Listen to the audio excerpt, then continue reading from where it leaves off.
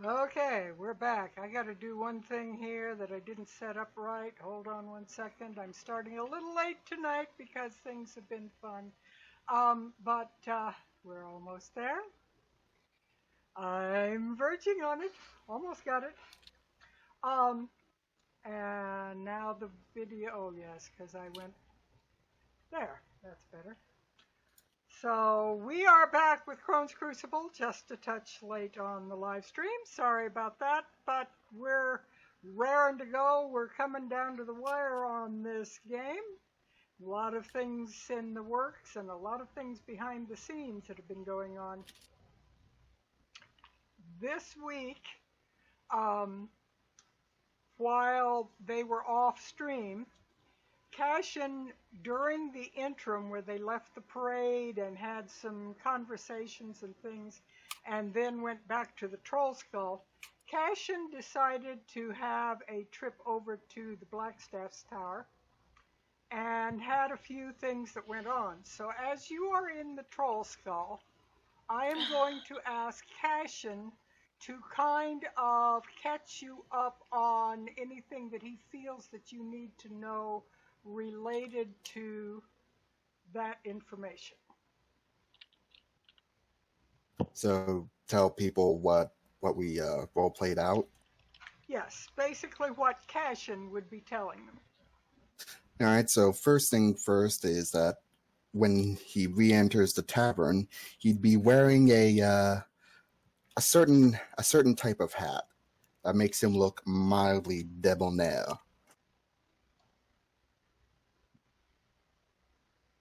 And he dunce cap. No.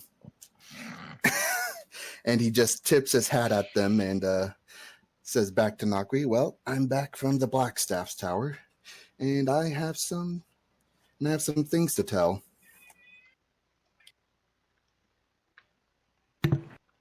And I haven't heard from Nakri. She may be AFK, so you might talk to all of them. Please share with us. I'm here. I just wasn't sure what to say yet.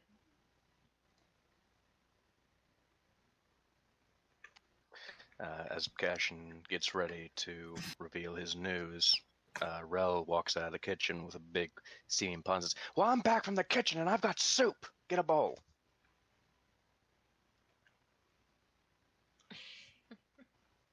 Please share with us, Cashin. I'll get up and help Relian with the bowls while listening, at least to appease both sides. And considering that this is going to be some secret stuff, we'll be in the back room, I guess. But Cashin, or it could just be like closing hours. Well, it's more like your evening rush hour, so I would say that you guys would retire to some area. Yeah, because this is 4 o'clock-ish maybe in the afternoon. You did stuff in between the parade and now, so it's not noon, but it's also not late at night.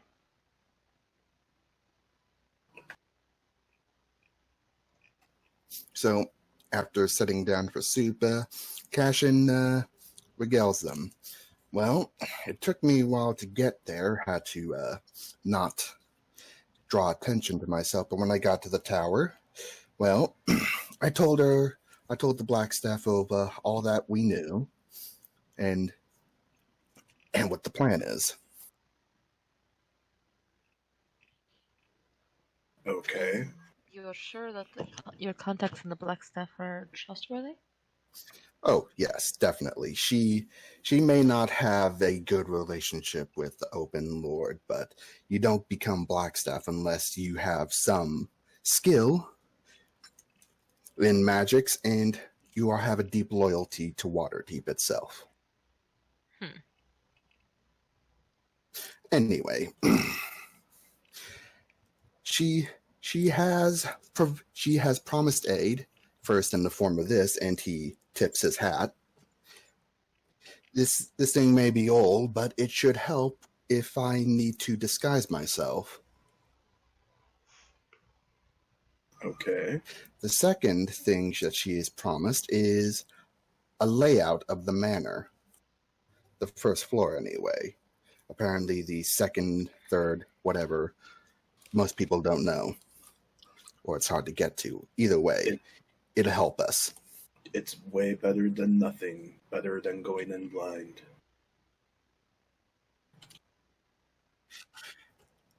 And she's also provided me with a task that I think that all of you can help me with. And that is?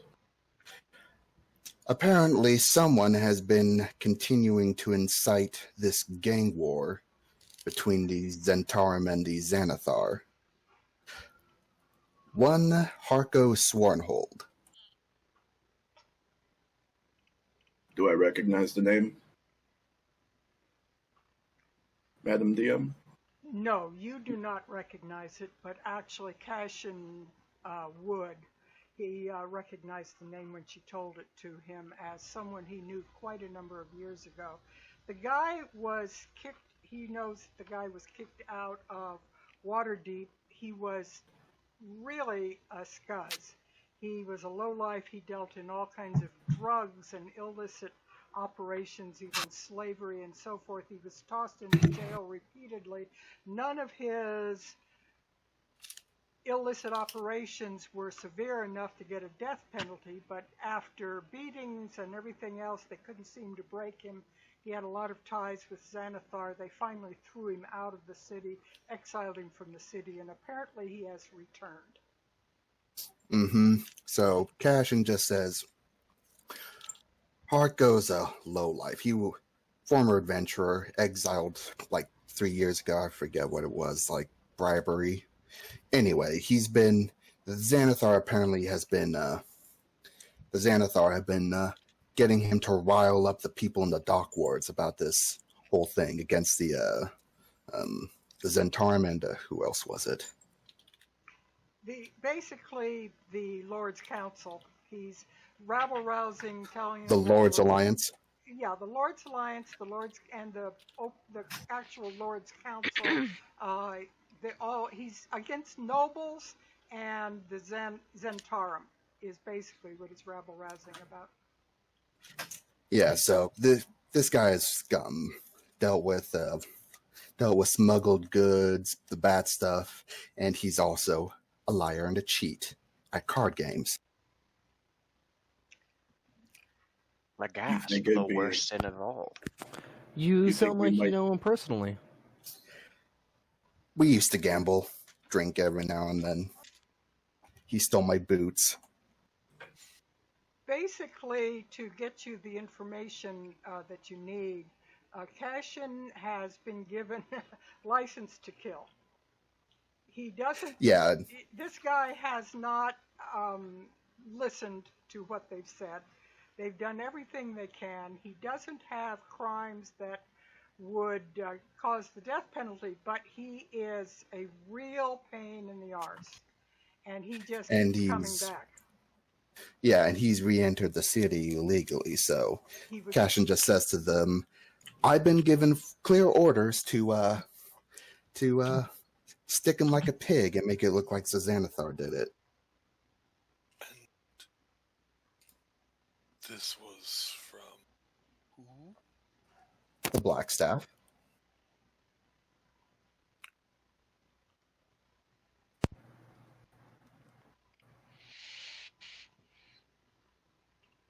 We do this task for her. Blackstaff. We trust nothing now. Are you certain it was the Blackstaff you met with? Certainly.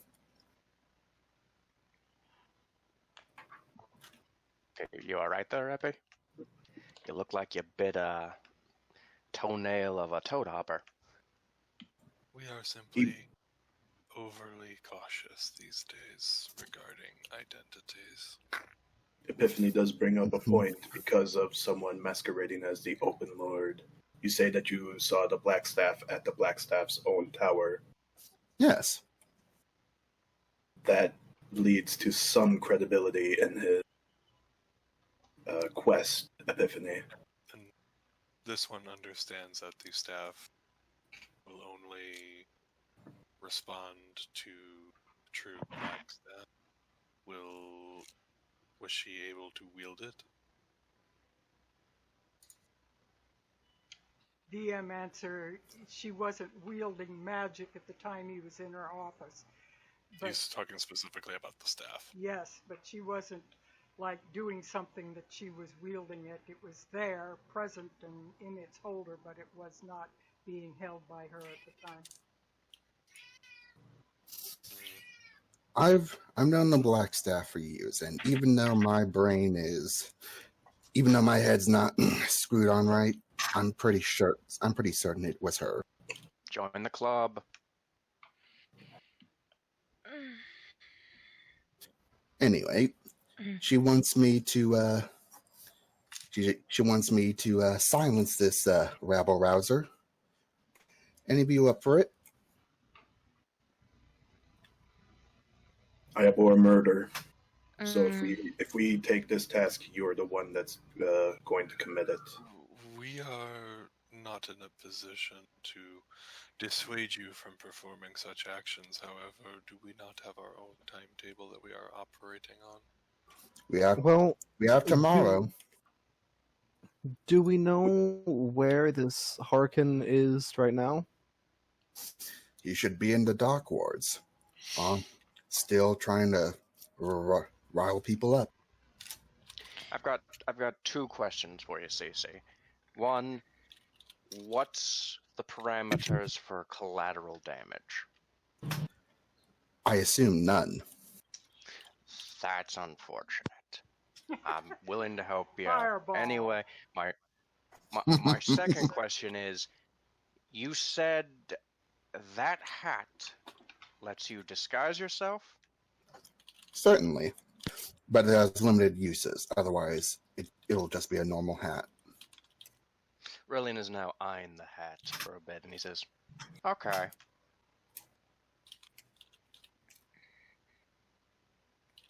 Can I borrow it, Cece? Here's my question. Granted, you are getting this task from the Blackstaff. However, I am not quite comfortable with being associated with the potential murder of someone else in the city, whether they deserve it or not. They are a criminal. They were exiled 3 years ago, and they re-entered the city illegally. They are no longer. If you are exiled, I would assume that returning before your exile is complete is punishable by death. And Again, yes, though, that is still murder, and I will not partake in the murder itself, but I will aid you in what I can to complete your task, Cashin. Are we able to bring him to the guard, apprehend him and bring him to the guards? I believe that would satisfy many moral obligations of those gathered here. specifically the Blackstaff said she wanted it ended. I'm going to have to answer that so there's no discussion on it. But basically she said she wanted it ended, that they have attempted over and over again to make the point, and he was exiled for 10 years, and he still comes back and does his illicit activities, and they just basically want him quietly removed from the scene. They're tired of dealing with him. This man is a repeat offender. She made it rather clear that the city no longer wishes to tolerate his presence. So are we getting a free pass here? Like if the guards come asking questions, like what do we tell them? I would assume that Cashin is the one that has the free pass, which is why I would delegate the task at hand to be his and his alone. I am willing to help break up the operations and then turn the blind eye, so to speak. In other words, we'll beat him down for you, CC, but if you're willing to follow through with this, you're the one who's going to have to stick him as a pig, as it were. And I'm using your words here. I'm more than fine with this. We would be happy to dispose of him, however. I'm more than happy with this. He was a liar and a cheat, and I want my boots back. Is he still wearing them? Did he take them while you were wearing them? Does he still have them? I've got questions. He took them while we were gambling. Well, I mean, you just... you know what? I'm not even going to try. He cheated. And when the fight broke out, he ran away with them. Meh. Cheating's not so bad. As I always say, win if you can, lose if you must, but always cheat. He stole my boots. A man's boots are his castle. I believe that the proper phrase is, if you're not cheating, you're not trying. There we go. See, Commander Shep gets it. I get it because that's what Lyric tells me. I still don't believe in it. Anyway, who's up for helping me? Raise of hands. I'm up for some assisted homicide. I'll assist in breaking up the operations. Like I said, I am not going to be doing the end of life. Yes, we do not want the complication of our hands being bloodied in that manner, but we would be more than happy to dispose of it as after the deed is done, as we said. I just want a snack. Yes. I'll let you. For him, I understand. We could use another voice. Golor is getting bored. I don't think you want Harko's voice in your head. That's for him to decide, now, isn't it? I don't know. He's got some pretty terrible voices in his head. Anyway, I'm pretty sure we have to leave something behind. How about the boots? No, those are mine. You mean a calling car? Oh, right. You needed to make it look like the Zenithars. Exactly. Oh, well, that part's easy. We just carve a big eye somewhere on his body, and that's a pretty clear message. Those nut jobs do that all the time. To themselves, but yeah. Wasn't there a fellow that had an eye carved into his forehead? Yes, we killed him, I think. Perhaps do the same with Harko. Probably not in his forehead. Make it a little bit more obscure since he didn't have it visibly on his forehead. Well, I thought we were supposed to make it look like the Zenithar did it. That doesn't This is. We can make sure. We can argue about this, but we have to do it, and I'll do it. I'll make sure people know. All right, sweet. Obviously, a bloody eye drawn in the dirt or something would probably do it too. So to get over the worry about exactly where and what you might do it on, or how you do it. So there's plenty of ways. And use his blood. All right. So are you doing this in between now and sleeping before you take off for the Cassalanter? Yeah. And I'm guessing Varys isn't going to tag along. He got very quiet when he started talking about killing this individual. I'll come along, but I won't be joining in the festivities as they were. You don't have to join if you don't want to. I know you're still too young to get involved in all of this horrid stuff. Do not treat him like a child. To me, he is, but he has your choice. Your standards. choice, Varys. I think I'll stay in that case. Okay. All right, you just hold down the fort if you want. In that case, Varys, do me a favor. Check on my birds whenever you have a chance. Okay, that's fine. Fair warning, I'm not going to barf in their throats. They can eat solids, really remember? Just slowly lowers a can of dry beetles that he was holding up, and he's okay. Maybe you should prepare like a water skin for him to pour it in. That way it's... Aww. You either look. You are getting your hands dirty one way or another. You either come with us and do the deed, or you stay here and do another deed. Your choice. You either stuff a knife in a bad guy or stuff your finger down the throat of a young bird. And my ADD goes to a wild bird I raised one time, which was a very funny story, but I won't bother the story with it now. Sounds adorable. It actually turned out to be a very, very funny story and kind of poignant, nifty story at the end. I raised it and turned it free, but it was an interesting story. It was a starling. So what are you doing? Is Varys the only one staying behind? I would assume so. Yeah, seems like it. You're the Okay. only one Rellion's who all for said the that. murder. The rest will help, but they won't actually commit the murder. And there will be plenty of jobs just to kind of try and distract people, get them away from witnessing this. Part of the trick will probably be just to get him away from others.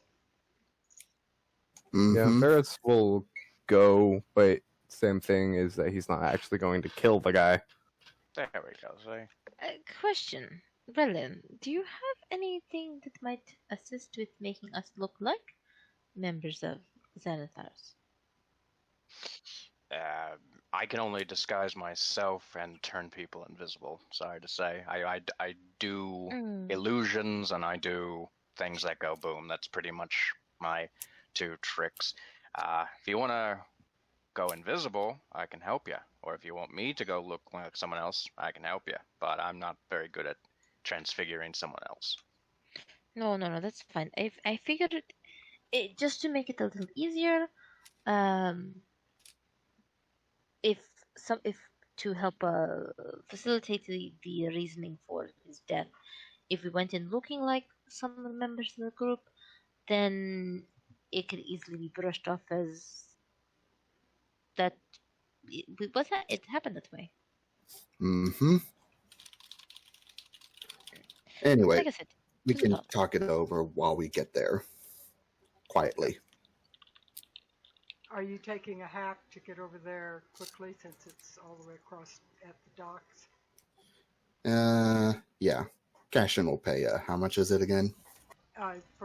It's basically the width of the city is a half gold and the length of the city is a full gold, the way I've been doing it. Yeah, so two and back is like 1 gold altogether, or no? The rental of back is a gold for both ways. All right. Yeah. Okay. So, yeah. So it would cost you gold to rent it. So you go out to the main street and are able to flag down the hack because there's quite a few of them that run up and down that area. You get to the dock ward. It takes you a bit of time to kind of ask around in the taverns and places. How are you going to approach this? I will tell you, he's not a terribly hard man to find, but you at least have to narrow it down because the dock ward is a very big place.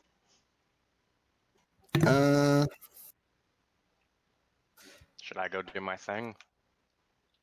I would say we should also take a look at any taverns or bars. If he's a known cheat, it's likely that he'll be in one of those locations. Actually, that's a good point. Madam DM, could any of us roll a history roll to see? There are lots of bars and taverns on the dock ward, but are there any that have established gambling that is happening every night, like actual card tables and stuff?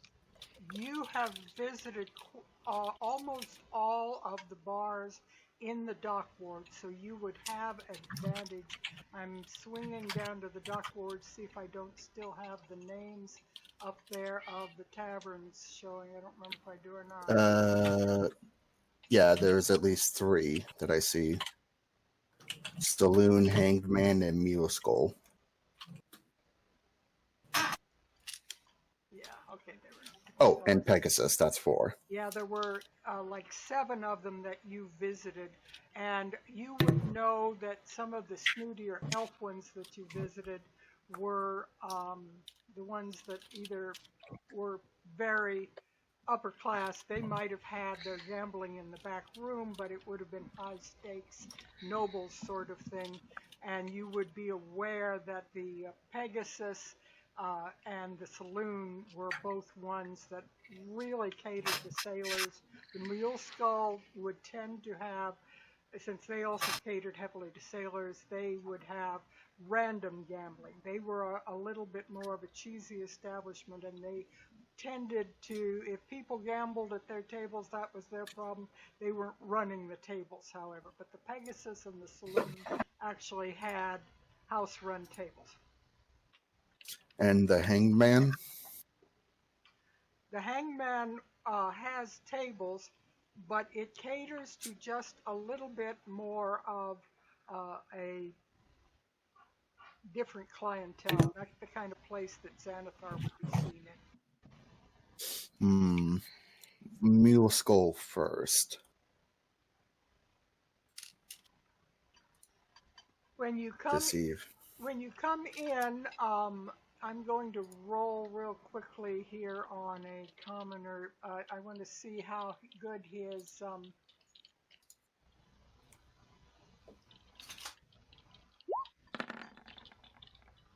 what we got. He looks at you. He is not sure if he remembers you or not. He's a little hazy on it, but it kind of clicks his mind like he's seen you sometime before, at least some of you. I guess some of you didn't actually go in the bar, but he remembers very slightly that you've been in the bar before, but not what you had to do with anything. So he won't remember that you are connected with that night of murders. And you're talking about Harco? No, I'm talking about the bartender. Oh. Mule Skull was the one that you tried to capture. The Saloon? Yeah. Spelled differently than that was the saloon. Oh wait, so this is where we found Heldar. Heldar, yeah. So the only person that would probably be moderately rememberable would be Nokri, of all people, because she was the only one who went in. Yep. So he kind of peers at you, and you get a feeling he recognized you, but can't bring your name to mind. He doesn't remember what it was connected to, but he kind of nods at you with a look like he's seen you before, and he says, "Oh, welcome back. What can I get you?" All right. Time to get to work. Looking for information, actually. Hey, what kind of information? And he kind of raises an eyebrow like he's wondering just what trouble you're going to get him into. It's no big deal. Trying to find where one can go for a little gamble. Well, there's tables there. It looks like they've got something going, and the fellas over there have got something. If you're looking for the house take places, and he kind of curls his lips, yeah, you'll probably be better off over at the Pegasus or up at the saloon. Cashin asks for just a mug of ale, and he scans the room for boots. You don't. You find lots of them. Yeah, they all have boots on, but you do not recognize anybody that looks like Harco. All right. Roll for boots. I was going to do my good perception man, roll. My good man, a moment of your time. Aye? In the theme of gambling, as my scaled associate was so kindly to point out, we're looking for a bit of gamble to, well, gamble our chances on finding a certain someone, and a certain someone who owes us a lot of money, and we would be very appreciative, and if you pointed us in the right direction. I got a lot of deadbeats in here, and he glowers at a couple of half-drunk guys that are sitting over in the table who very pointedly turn their back to him. Then you know exactly what we're feeling right now. A certain gentleman borrowed a substantial sum from us, and now he thinks he's free to gamble that away. Does the name Harco ring any bells to you? He kind of peers at you with a irritated look. He goes, "Harco, huh? That Swornhold guy. He was in here a few days back. Him and a few Kenko buddies of his. I told him to get out. I didn't want any trouble. He's been nothing but trouble, and he'd get me in trouble if he was in here. He's out there. I'm sure you'll find him up near the saloon. He's down by the docks trying to get a bunch of sailors all wound up. I've seen him out there standing on a soapbox yelling about the nobles or be the end of Waterdeep." Classy.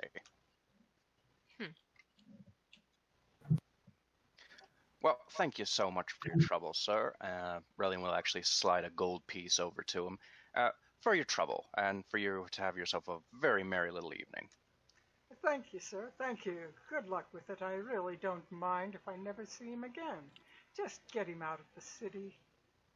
His kind with, them Xanathar people, I don't like dealing with them." Cashin slides his payment for the ale and drinks it all up before leaving. As they're leaving, Relian will give Nakri a thumbs up and look to Cashin and say, "That's how you get information, CC." Yeah, information gathering wasn't my forte. You head up north along Ship Street and then cut over to Dock Street to head up towards the saloon. And before you even get to saloon, as you pass the major warehousing district here in that zone that kind of sticks out from it where the buildings are spaced further apart, you can hear somebody holding forth and yelling about something, and it sounds like somebody giving a speech.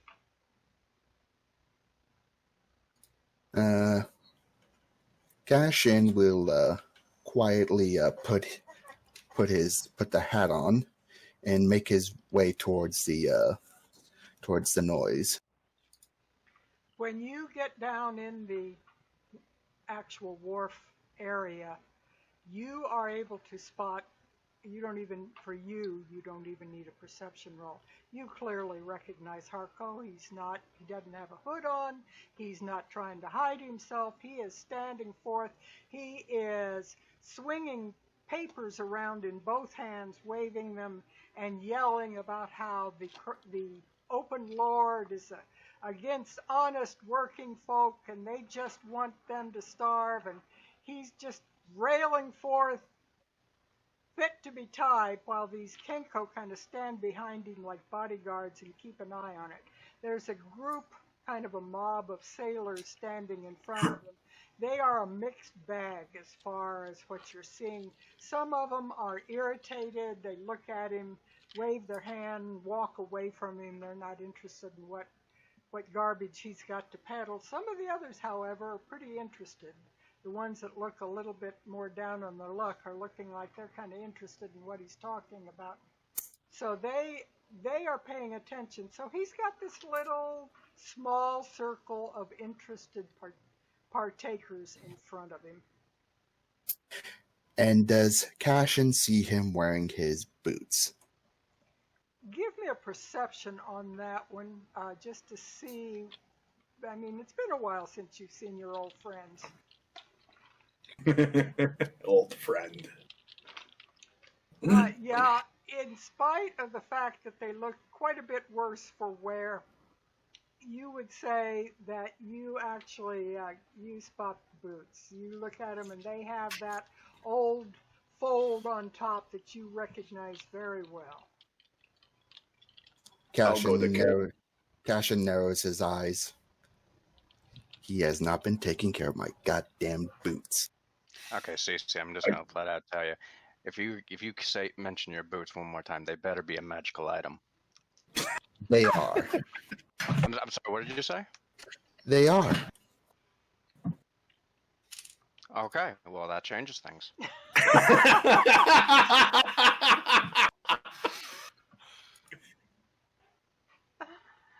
So- yes. I can silence the air around him so that we could not hear what it is that he has to say. Maybe make him confused as to what's happening before we do anything. All right, so... all right, Relian, Yo. Epiphany. You two can disguise yourselves, yes? Yeah. Yes. I personally Appro- think that attacking him while he has a bunch of people watching him, and some I've actually who got look an like idea about that. Let me speak first. My idea is that these two come up looking like Xanathar cronies. And they scare him into the... What? We had an alternative idea. Well, does yours involve trying to get him in a secluded alleyway? Yes. I'm all ears. Does he seem the type to be persuaded by beauty? He definitely had an eye for women. We will handle this. okay. On the side note, another way we could get him alone is by basically just dispersing the crowd. Nothing says, oh, hey, let's go away, then, hey, look, that place is doing free drinks. I've got a bit of an idea that's kind of a combination of me and Epi's idea. So me and Epi are going to change our appearances. I'm going to try my best to disperse the crowd. I think I know of a way that I can do it. Once the crowd is dispersed, and either this guy is going to be upset or he's just going to give up for the night, at that point Epi can swoop in and, play the concerned maiden trying to comfort a man down on his luck. And get him into the alleyway. Yes, I thought that part didn't need to be said. Epi, thoughts? It seems efficient. All right. All right, let me get into the alleyway and let me sneak my way into the alleyway, and then I can, and then you do your thing. 1 second, let me get some names off of these tokens that I'm using for this, because the tokens are so small that the names completely overwhelm the tokens, and you can't see anything but names. I can barely see the tokens themselves. Yeah, exactly. And they're large, actually. They're, the size of buildings, but with the general scale here, it gets overwhelming when you can also see names, which I can. You can't see the names, so it didn't add to it, but for me, it's a nightmare. All right, let's see. No, I don't want to enlarge it. I want to move it. And it's just that one that's moving right there in the docks is Harko himself. The other three are the Kenku backups, which, there we go, managed to get them. I'm going to usurp the buildings behind to use this, and then there is this group of about 10 sailors that are sort of standing. They've wandered off the docks and so forth. So more or less, this is the kind of format that you've got. There are areas. This is the main shipping building, the Harbor Master. That's what I'm trying to think of. This is the Harbor Master's build. However, at this time of night, it has just shut its doors, and the sailors are coming off the docks. They were heading for taverns, and that's why he came down, managed to talk to them and so forth. So he's got this group of disinterested or mildly interested sailors who are listening to him. But the businesses on the area have shut or are shutting their doors, and things are getting quiet because the actual loading and unloading has died down for the evening. Okay, so We cash. could wait just a little bit longer and let the crowd disperse on its own, and then when he leaves, you could do your thing. I thought you weren't with us. No, he I came came along. with Oh, okay. Sorry. He Peter's changed behind his us. mind. He didn't want to feed the birds. Yeah. They're gonna starve now because of you. Oh well. Don't. Guess we're having roast chicken when we get back. Don't. Okay, so murdering a dude in cold blood, you're fine with that, but God forbid the chickens get eaten. No, storks. I wanted to keep the group together. Anyway, Cashin will make his way into an alleyway that he selected to lure Harko in. Very good. Sorry, little boy Blue. Looks like CC made the executive decision. This is kind of his show. You guys want to join him while me and Epi do our thing? No. I will walk off, and I will start walking to the other side of the crowd, trying to... Basically, if he runs towards my direction, I will be able to cut him off quicker. And as you I'm with watch, Cash.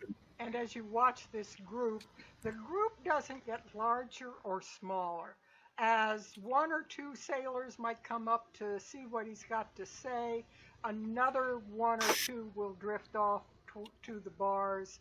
There's just a kind of a constant in motion of people that give him 2 or 3 minutes of their time and then wander off, and a couple of people in the group that have stayed there the whole time. But mostly it's a kind of a changing group that's going on. All right. Epi, you ready? Yes, we did not bring the fancy one. We had to bring the normal one because that's the one that fit. We wanted to ensure that it was not damaged for our meeting with you-know-who. And Epiphany lumbers over to an alley and casts Alter Self, turning not into Mariel, but they turn into a probably like 19-year-old human female, and mostly with as enticing a facial appearance as possible, and she looks down at herself wrapping the cloak and just says, "Well, I need to get changed, so." All right. My turn. Relian will duck into some... I cast it, so I have 2 hours. Gotcha. Let's see. Relian is going to duck into some shadows himself. He's going to snap his fingers and cast Disguise Self, or as he calls it, Identity Theft. He's going to make himself look like the very, not stereotypical, but a very convincing image of a human sailor. His sun is tan to the point of almost burnt. He's got some lean muscles. He's currently shirtless, some ragged trousers and thick boots. He's got some scars. Reeks of the sea. Like, he's just going to go for the very image of just a commonplace sailor. And the second he looks himself over and is satisfied, he's going to make his way to the group. He's going to listen for about 30 to 40 seconds. Then he's just going to shout out and says, "Oi, mate, you're full of shot, you know that, right? Like, just the other day, my ship was taxed unfairly by this corrupt wanker, and the Open Lord herself came down and set the whole thing right. We actually got reimbursed. What are you on about?" And some of the sailors in the group go, yeah, she's not doing anything bad. And some of the others, a little fist fight breaks out between 2 of the guys who are arguing with each other. Look, what are we doing here? Look, there's happy hour down the way, and we're here listening to this nut job. Does anyone else feel a bit foolish? No, I like his voice. His Sarah head comes up and swivels get out of- around as she comes up, and he kind of looks her up and down. She tilts her head a bit and kind of coyly backs away a little bit. Hey, you don't look like one of the sailors, sweetheart. Maybe I No, can no. buy you a drink. Oh, no, that's okay. That's all right. And meanwhile, a couple of the sailors who were agreeing with Rel when he was saying this go, yeah, I ain't gonna stand here. My feet already hurt enough from working all day. I'm going down to the tavern. You're all full of it. And a couple of them peel off, and there's a smaller group. There's probably Go by the about 6 of them left in the group. Don't Go tie it by to the- us. Don't tie it to us. Don't tie it to No. us. Look at him. Look at him. The first time a pretty face shows up, and he's all the codswallop he's spewing just stops. Real dedicated he is. Easy to see where his head's swaying. Sarah walks up to Sailor Relian and steps on his toe, like very, very obviously, like just comes over and just grinds her heel into his foot. Really playing the part. You know, these people need to be a lot nicer to you. You're just trying to speak the truth. Yeah, come on over here, sweetheart. You got the right idea. You can tell them. And as you come over, he tries to snake his arm around your waist. Sarah allows it. This is very odd. Captain is very glad he is not watching this. And then she leans in and whispers, I know a tavern that they're not going to that's going to be a little quieter. Oh, you don't say. Show's over for tonight, mates. I'll talk to you more about it tomorrow when I have my proof. Good night to y'all, and may you have great drinks. Yeah, I'll be seeing you. And he just looks down at you with some off-colored yellow teeth and grins big. Waste of bloody time. See, I don't know about you lot, but I'm getting out of here before the guards come by and show and ask what the commotion is. This is treason if I ever heard it. You lot are on your own, and Sailor Relian is going to depart, hopefully bringing a good portion of the crowd with him, and as soon as he is, he's going to try and dip away and try to rejoin the group. And almost all the crowd just begins to fade off in various directions. He's basically ended his speech, and there's nothing much to look at except a couple of them give Sarah a big wink, thinking that maybe she'll come with them instead of with the other guy. But other than that, they drift off to find their own party at the taverns. So you're left with Handsome there and 3 Kenkus who are looking very irritated, and they lean in and they go, "Look, the boss ain't gonna be very happy about it." And it's very clacky sound as they do it. I can't do a birdie sound, but their beaks are clacking as they're saying this. "You're supposed to give that talk for a lot longer than this, you know." You know how I'm sorry to cut you off, but you know how I've always pictured Kenku talking? Because there's supposed to be like a mimic speech. Like, I just imagine them opening their beak. One word is in one voice. They close their beak with a clacking sound. They open it, and the next word is in a different voice, and it's just so on and so forth. It's a very jarring way. I always picture like a parrot speaks, where it opens its beak and sound comes out, but the mouth doesn't move. Just like, you know. Peppy's Chambers. Peppy's a good boy. Peppy's a good boy. I imagine it being very much Bumblebee from the Transformers series. These guys are. That's it, right. These Oh guys. boy. These 3 sound like they're not going to be any fun at all. Hey, boys, go on back. Tell him I'll finish it up tomorrow. We'll get lots of trouble started tomorrow after I'm fresh. It's too late. We can't get enough people out here right now. If you can walk properly. Well, maybe it'll be a Right. little later, guys. Yeah. Gotta sell it. And he grins Wow. again with those horrible rotten yellow teeth. The birds say some unnice things in Kenku and Common and start drifting off to tell the boss what went on. So you managed to get him separated from his bodyguards.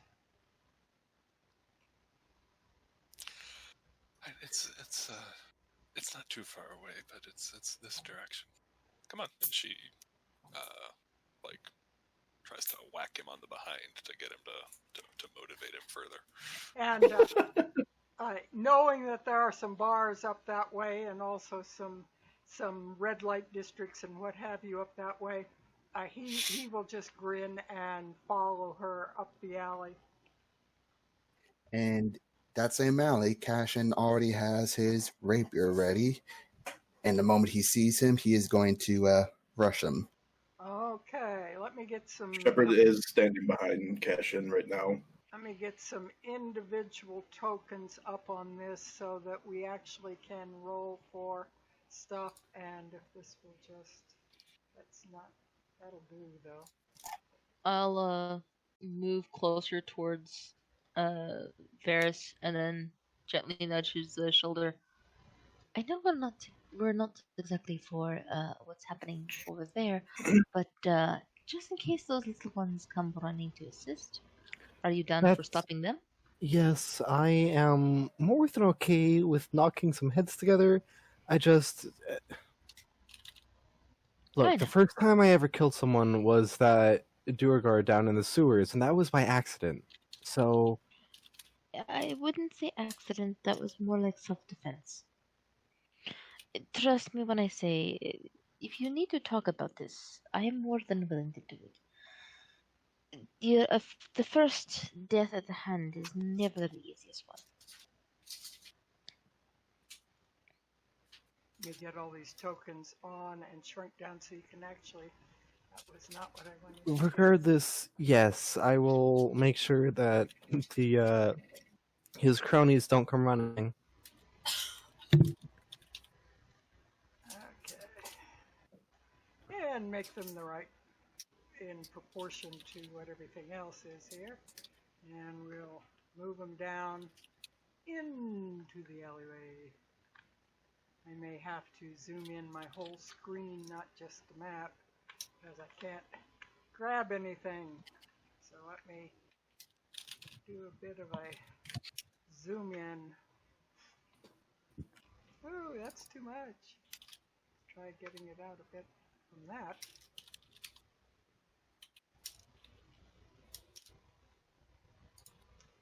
Alright, now I might be able to get your tokens, at least in the... I'm not trying to get you where identically you are. I'm just trying in general for you to be able to tell me sort of where you're located. And once again, the names are a problem for me because all I see is names. I do not see anything but. So I need to get rid of that. Oh man, that is tiny. Okay, zooming in. Every time I try, it keeps bumping me all the way back out into like the tiny form. Yeah, it's so tiny. Let me enlarge the tokens just a bit beyond the scale to at least be able to grab them a bit.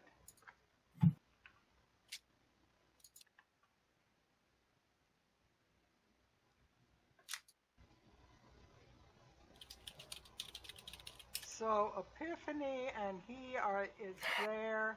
I don't know where Varys and Nocri are. Cashin would be waiting down there somewhere. Where did Relian? Relian's still where the gang was. Where's Shepard? Shepard is with Cashin. Okay. Can you get rid of your name tiles? I'm getting rid of the last names here. Just a second. Once Brillian was sufficiently away, he would have broken away from the sailors and rejoined the group. So he's probably with Nokri. He's probably either with Nokri or Varys right now.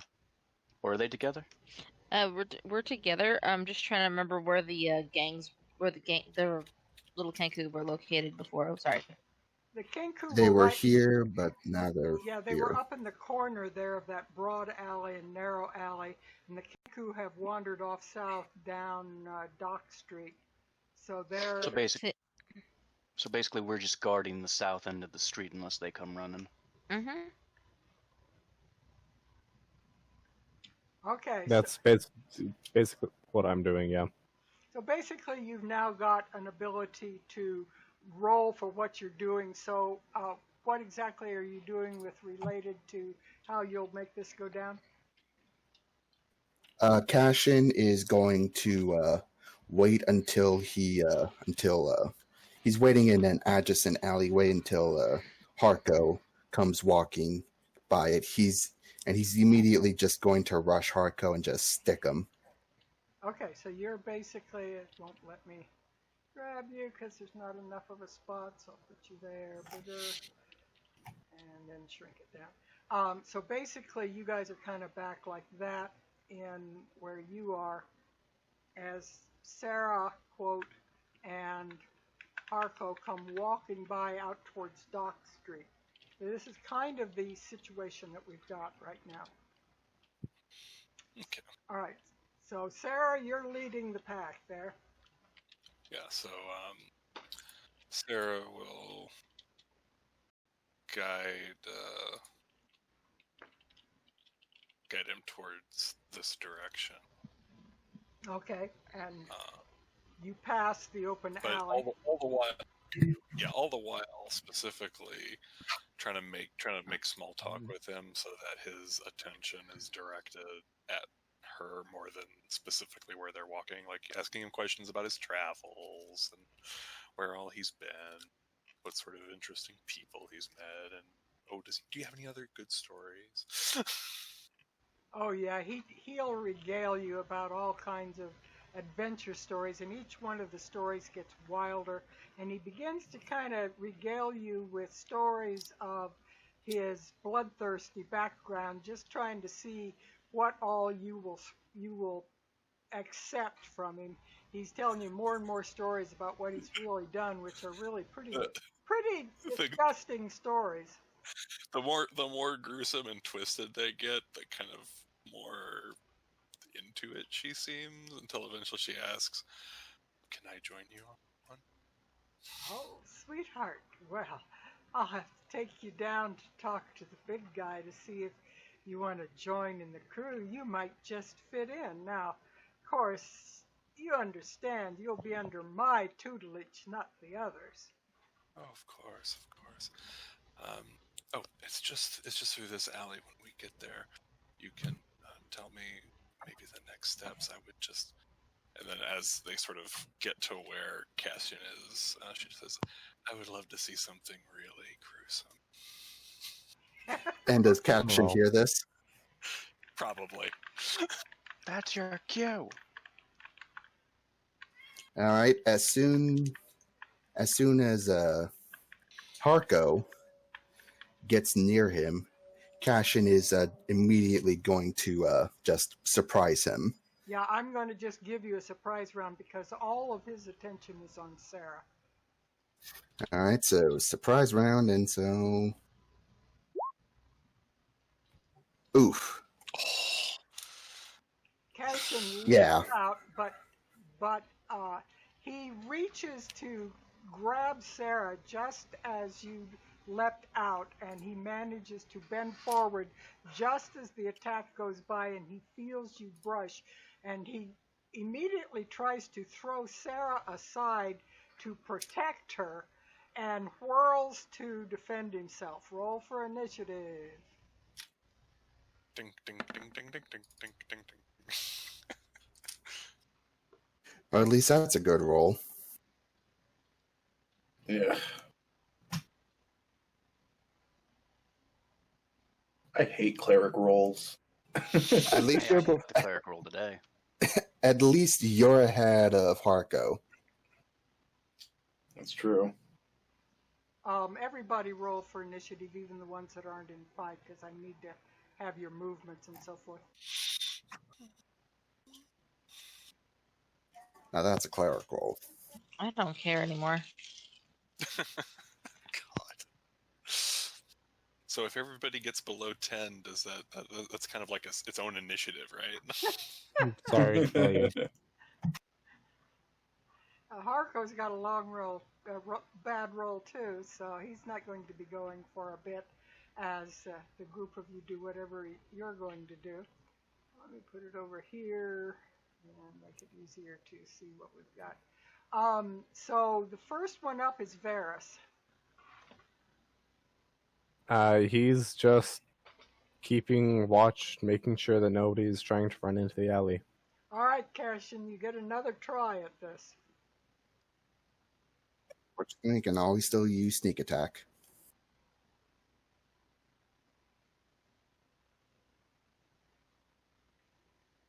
Shrink this so I can see what I've got. And that one hits. And at first, he's so dumbfounded, he doesn't realize who he's fighting. He just thinks you're some thief or something, and he goes, I'll slice you into bits, I will. But you manage to pierce him for 19 damage. Sarah. Wasn't sure who you were talking to there for a second. Sarah slash Epiphany. Yeah. You need to remember.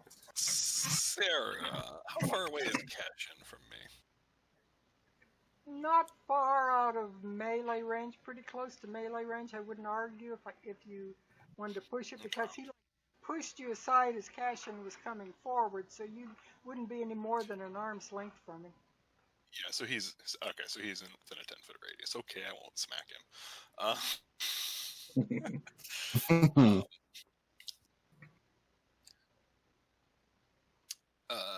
Epiphany, or rather Sarah,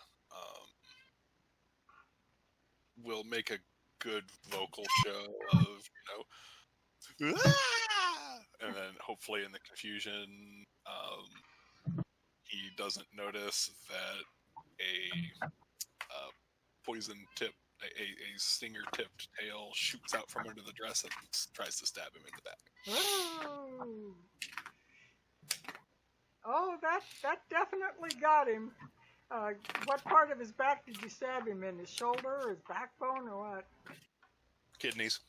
Okay. He kind of yells ow and goes, "Watch those nails, sweetheart!" Sorry, save me. Some like olive oil there for a second. Papa, help! Save your scratching for later. And so we are up to Shepherd. I will cast Hold Person on Harko. Okay. Me.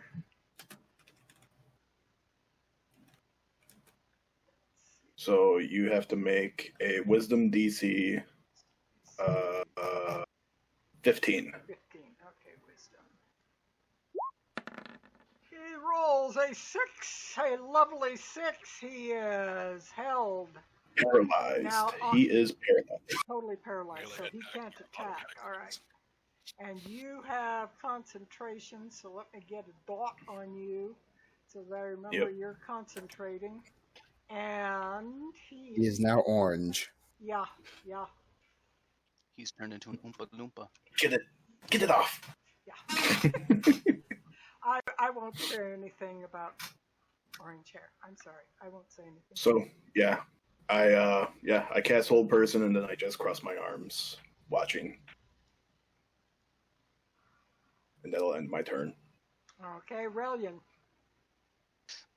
Rillian would be casually walking down the street, and he's still in his sailor disguise, and he sees Ferris and Nokri guarding the south end of the street. He rolls up to them, just sits down on a nearby box or barrel, and he just casually looks around and says, "So, how do you think they're doing?"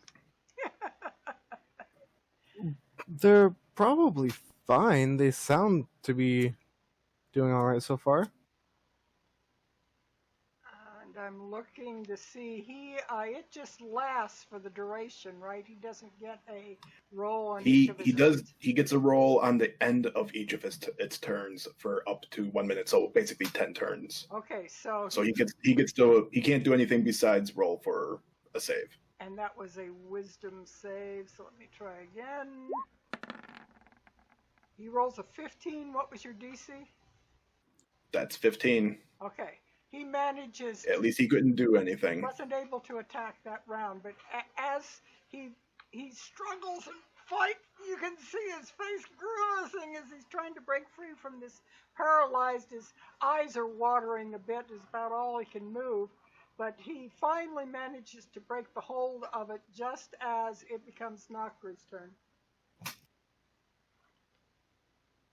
Wait for that. Is Nokri doing anything but standing? Yeah, no, she's just gonna keep guard. If anything, she might keep an eye on this area of the street down here, just to make sure nothing's spilling over. Okay. I was gonna move it, but thank you. It's hard to move if you don't have some GM capabilities. It's hard to grab that thing and get it to move. Okay.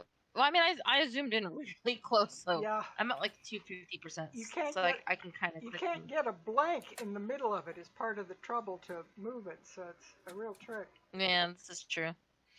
But yeah, no, I'll just probably like move my way there, try to be not super noticeable, but just kind of glance through, check, and then just shrug. Everything seems to be going cool. Varys, what are you doing? Still just standing guard. Very good. You're just directing people away. A couple of guys come up the dock, just like stuffing a handkerchief in their pocket or whatever, finishing their job, and they come up towards you. How do you address them? Are they looking like they... They look like dock Let me rephrase workers. that. Just regular dock workers? Just regular dock workers? Yeah. Okay. And they are going into the same alley that they're fighting in? They're heading up, straight up that street where you are standing, straight up towards Dock Street, probably headed towards the bars. They're headed from, basically, they are headed this way.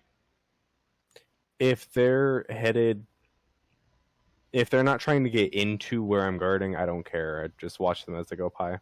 Yeah, they basically head up, but the problem would be that once they get up here, they might hear a struggle or a fight is all that I just want to do, but they'd be right about here at this time.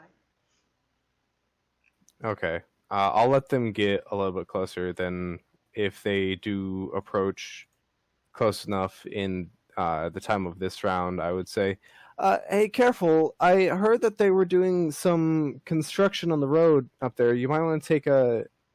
I know that there are some other roads that go around those buildings. You might want to take that instead. Oh, no problem, mate. And they just kind of tiredly wander off in this direction around the buildings, take a loop around and head towards the bars where they were going. Oh, look at that. You can lie.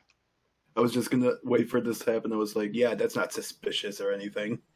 I figured that it worked.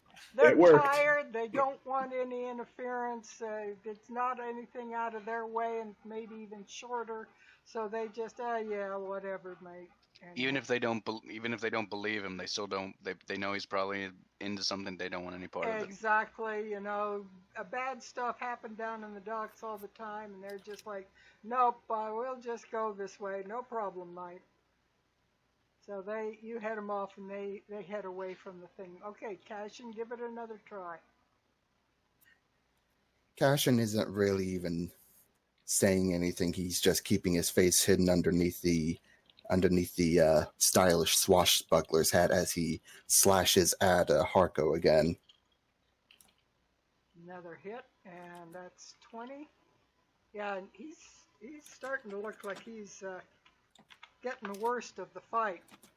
Hey, what's the matter with you? I ain't got enough money to steal, and the Xanathar's Guild's gonna have you for breakfast if you kill me. I'm one of the bigwigs.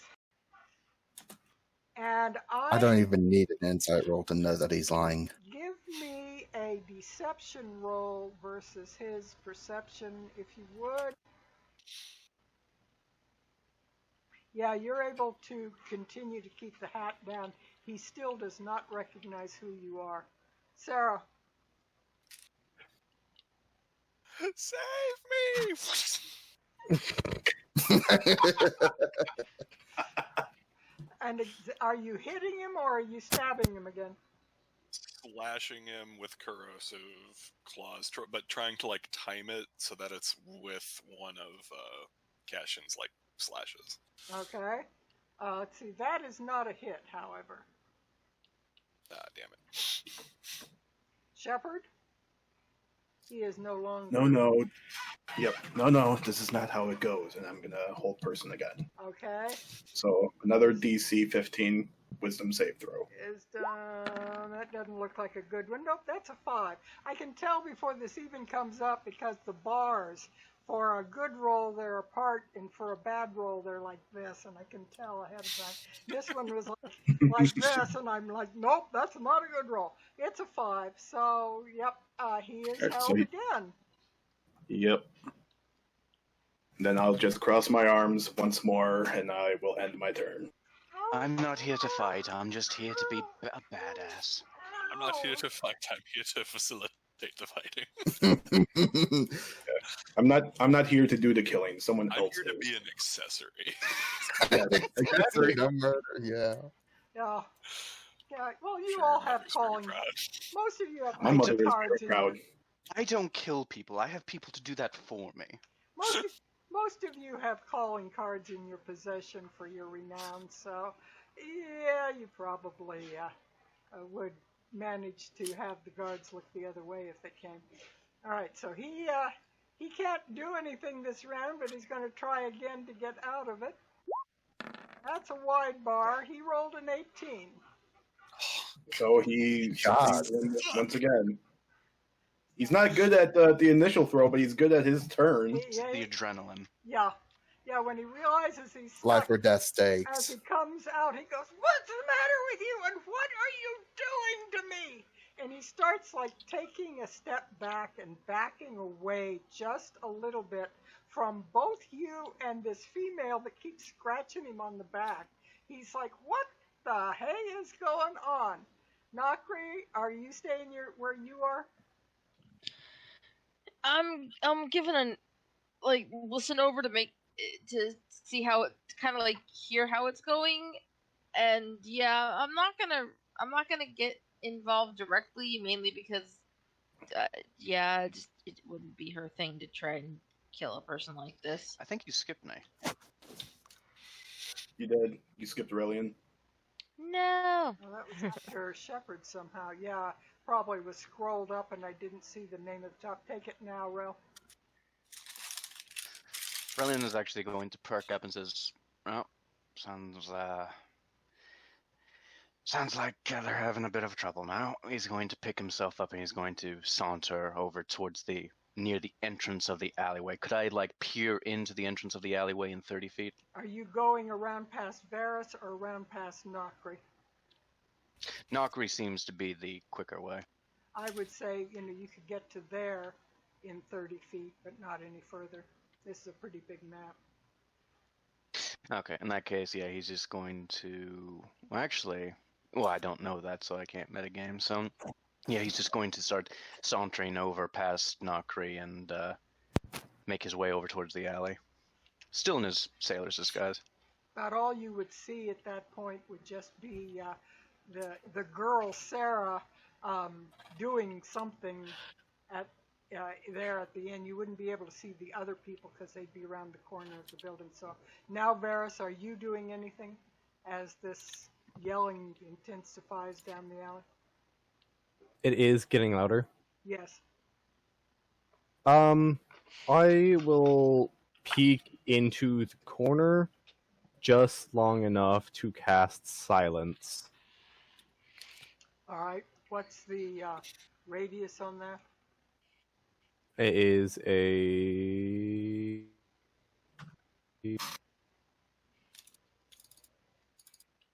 Interesting, I didn't finish filling out my compendium. Just grab the compendium.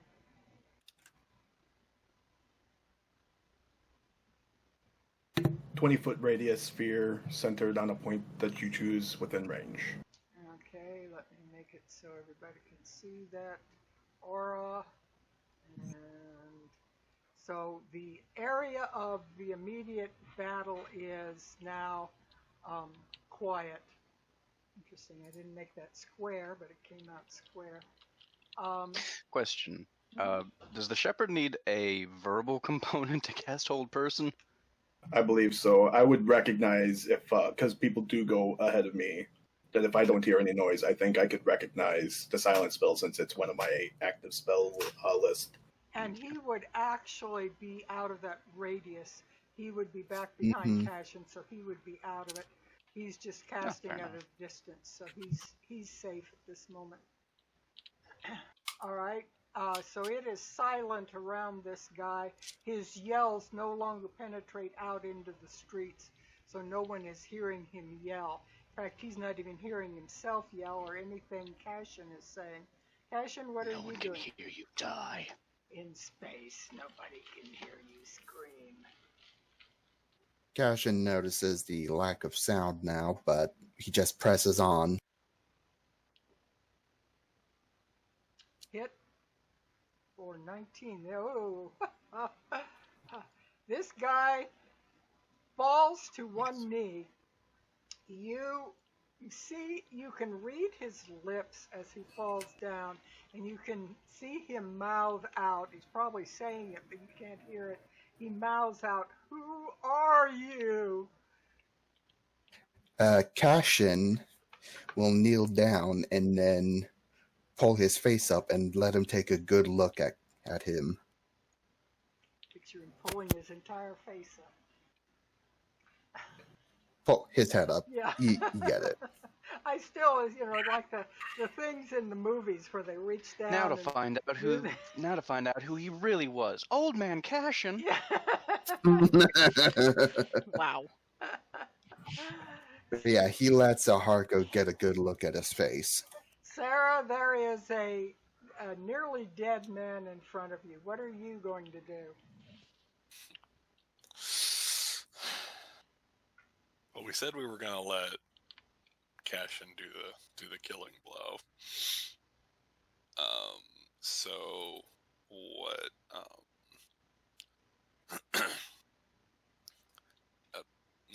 what Sarah will do is she will stand like directly behind the kneeling man and ready in action to grab him. Okay. Like try to grapple him should he try to book it. But bonus action, establish mental connection with him. Oh my. And what are you going to tell him? We really did like you. I'm not telling him anything yet. Shepard, what are you going to do on what may be your last round? So, did Epi basically grapple him? Or? Not yet. No, what Holding you action. you see Sarah like looking like she's about to like grab him if she needs to. If he tries, yeah, okay. Then yeah, since I'm outside of the silence range, we're gonna go ahead and hold person again because this guy needs to be flipping held. DC 15 Wisdom saving throw. I've clicked the wisdom, but it's not come. There, it finally came up. That's a 6. So he is So he grappled. is held again.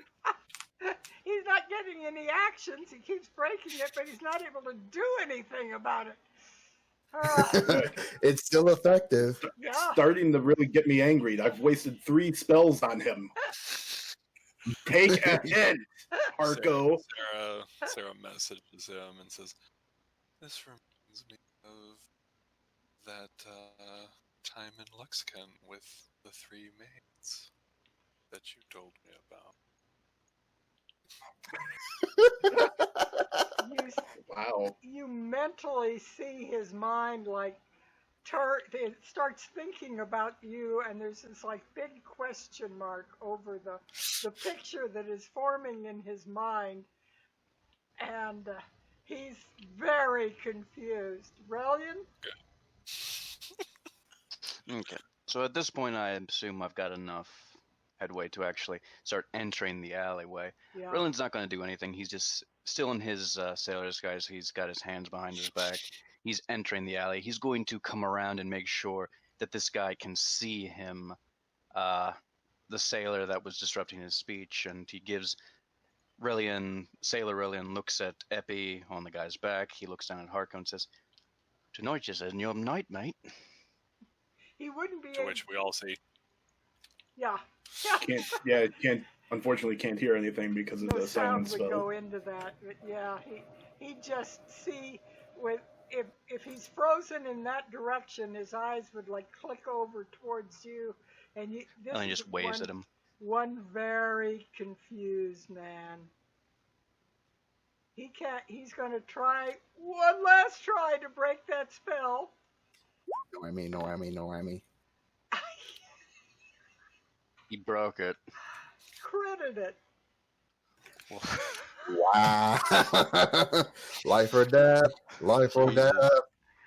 Like, to be fair, Shepard, you ate up all of his action, so you did your job. Yeah. I did protect. True. Yeah, We did. this was protecting Cashin and Epiphany from attack, he didn't get any actions. He just got to be confused. Yeah.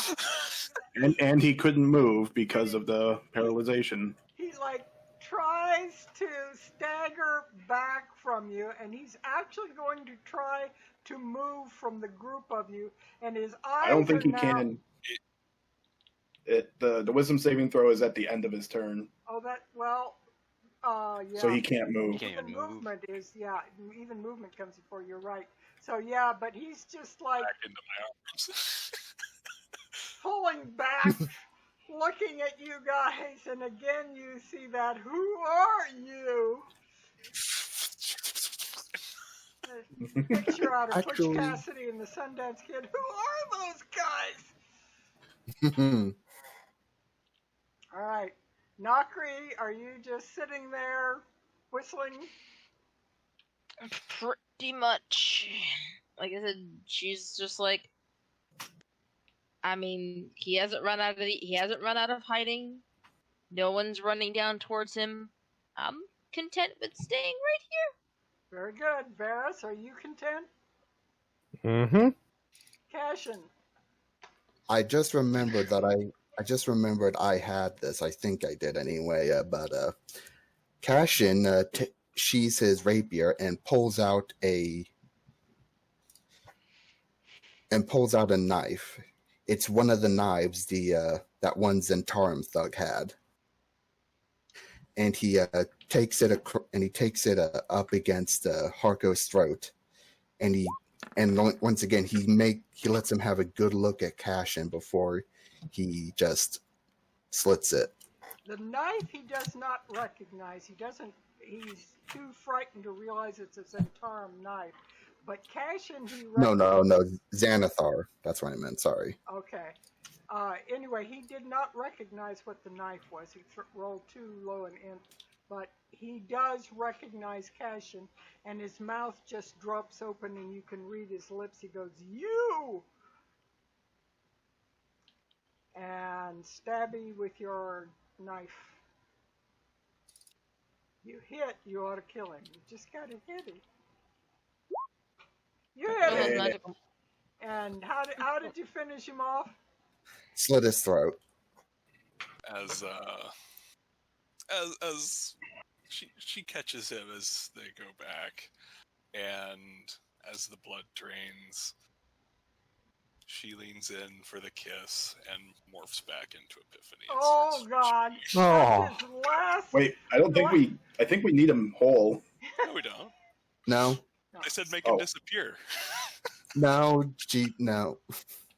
We have to make it set up like the other group killed him. Yeah. That's right. had to make Basically, it set the up then. city couldn't easily kill this guy because of his renown, his pull with Xanathars, and the troubles they've been having. So, but he had done enough that he was under a death sentence. So they just wanted you guys to do it for him, so that they didn't have to deal with him. Is basically what it boiled down to. So we didn't have to do a frame job. We just needed to get rid of him. Well, they want you Well- to frame who killed him. Yes. Yeah, and with that done, as Cashin will take off one of his gloves and make and uses his blood to paint the mark of Xanathar on the ground. While Cashin's doing that, Relian is taking off his boots. Do you leave the Xanathar knife? Yes, he'll stick it in his chest. Very good. I'll walk over to Varys and then motion for him to follow me. I will follow Shepard. Does Varys drop the zone of silence, by the way? Yes. So, quick technical question. Does, presumably, in conceptualization, Sarah and Epiphany do not share the same body type? No. Of course So, not. What you actually see is Sarah's body, Epiphany's head. I'm glad I walked away. Talk about a butterface. And Well, Oh, wow! talk Epiphany will about remember being this. sent to the That was nine, out of character. talk about being sent to the 9 hells as you die for all of your crimes. The last thing you see in your vision is this horrible monster about to eat you. The last thing he hears in his mind is, "Do not worry, we'll be together."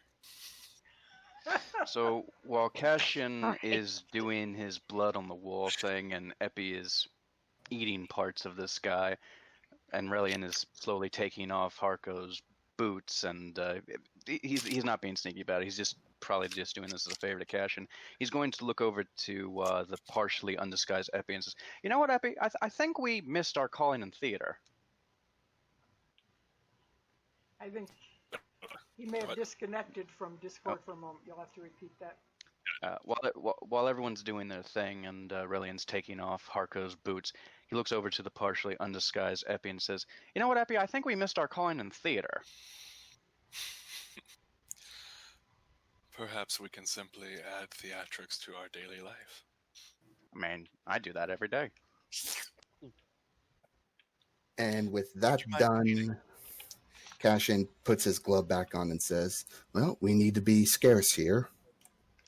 And are you giving Cashin his boots, Relian? Unless he specifically asks for them, no. He's kind of just Cashin looks looks. Cashin looks at Relian, looks down at the bootless Harko and says, "Give him." I have no idea what you're talking about. Friend Relian, we do not have time for I have eyes. Just I tell have me what we eyes. do. They're boots of elven kind. So They make me much better at sneaking around. Yeah. So he Oh. basically becomes the ultimate sneak, which may help you Oh. quite a bit. Oh, and in other words, help you do the thing you're supposed to be doing. Has almost no chance of failure. I'll trade you for the hat. He's just got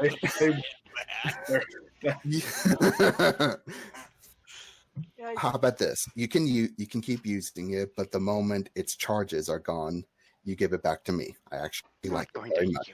I'm not going to use it. I'm going to study it. Then it's going to the temple. No, it's mine. Oh, fine. Just take the damn boots. He hucks them at Cashin's head. Cashin catches them. Does he? Should have dipped them in the blood first, but He does. Epiphany-headed Sarah stands up. Friend Relian, would you mind? And Sarah has ruby red lips now. That's a dashing shade of lipstick. But yeah, Brillian commences the shower, which is what he just calls pelting Epiphany with prestidigitations. And then Epiphany We hate this part. Epiphany will use, because Alter Self, you can do it multiple times in one cast, will shift into a half-elven woman with completely different facial features and dark hair. Is this Cassia? Is it Cashin's sister?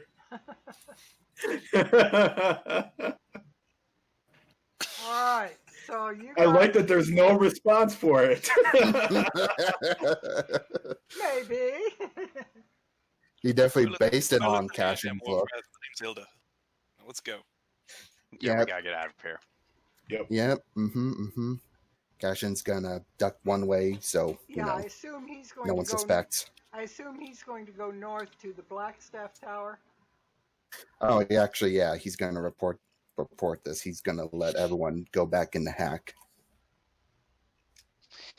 As they're about to diverge, as like everyone's getting into the hack cart to go home while Cashin's going to the Blackstaff Tower, Roland's going to grab Cashin by the shoulder and he's going to bring him in close. And he's going to whisper to him, "I have done you a favor. I have helped you procure a magical item. One day I am going to ask you to do the same." Uh-oh. I imagine you will. You get to be part of the midnight raids. Anyway, before he does go, Cashin does put his boots back on. Back at home. You've gained weight, they no longer fit. Epiphany's like, we have forgotten our cloak. One moment. Goes back to the alley back where they were ambushing and grabs the cloak and swings it around herself. Does it crawl around like Epi would, only as a half elf? oh god. No. Hilda You, appears. you made the sound. That's why I thought. Yeah, no. I mean, the voice is just whatever, but no, Hilda appears to just be appears to and acts like a surly, mid-40s fishwife. Okay. Very good. So Cashin's going to head north to the Blackstaff Tower. The rest of you, I assuming, are returning to the Troll Skull. Yep. Yep. Yeah, I think so. It's dark. Anyway, Is there anything you'd like? Oh. Yeah, I would be talking to Varys. Is there anything you'd like to discuss? What just happened, Varys? Varys just shakes his head and keeps on walking. Your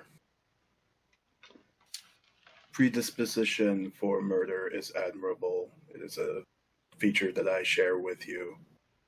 Unfortunately, there are some people in this world where there is no other course of action that can be taken. I am aware of that. I'm not.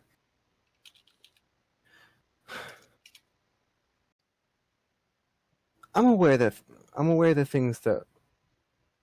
Jesus. I'm aware of the way that things sometimes have to work. Doesn't mean I have to like it. I never said you did. I don't either. We don't deserve Varys. He's too pure for this world. Protect. What a precious cinnamon Why roll. is it that all of my characters end up turning into memes? Tell You're me. just a precious little cinnamon roll. You just work it out that way, dude. It's not intentional. Just it happens. You're naturally a Meme cinnamon yourself roll. into a character. I guess so. he's a Roland would cranberry actually- muffin roll. Rilling would actually sidle up to Varys and says, "Oi, blue boy, Yes. do yourself a favor. In fact, do yourself two favors. if you plan to live in this city, never start liking it. Because as soon as you do, you become someone else. And 2, if something unthinkable happens, which in this city is always a possibility, don't blame yourself if you ever have to protect yourself or your fathers. Sometimes the dice roll and they land in a bad way. At I that am bit of aware. information, I actually just walk away. Yeah, because that would hit pretty close to Shepard's backstory there.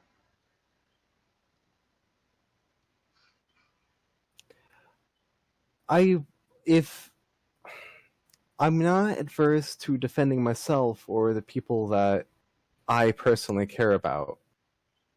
In this specific instance, I didn't feel like it was either the right thing to do or that my assistance was needed, so I kept out of it. Either way works, and it wasn't the right thing to do, no, but it wasn't the wrong thing to do either. We pretty much just delivered justice to a man of whom it was long overdue.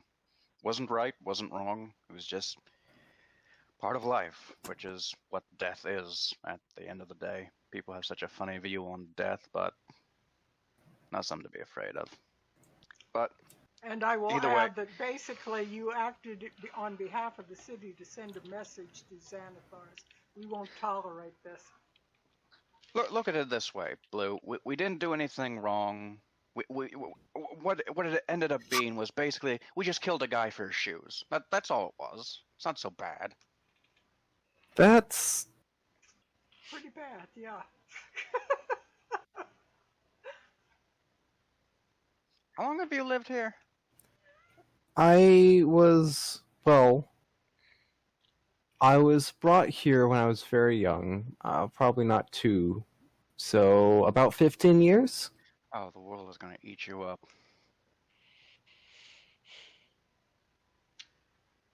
He's learning fast. All anyway, right. Just stick to yourself. That's all I say. Let's go to sleep. Cashin will receive 50 gold, a point of renown, and the 2 magic items.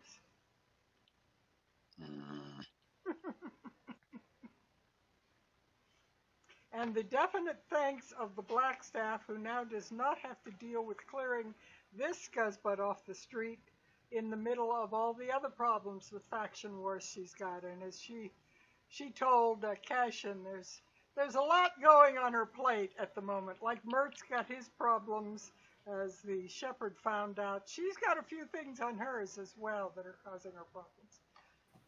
But she did find out, I will tell you, since he probably will mention it as you start off the Cassalanters, that she also, among the many people involved in the city that are notable, are invited to the party at the Cassalanters.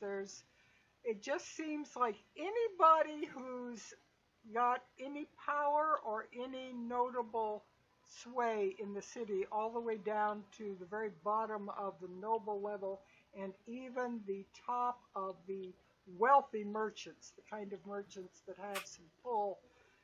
Everybody appears to have been invited to this absolutely ginormous party that they are about The to who's throw. who of Waterdeep. Yes, like nothing that's ever been seen in the city. Certainly ostentatious, Cashin says.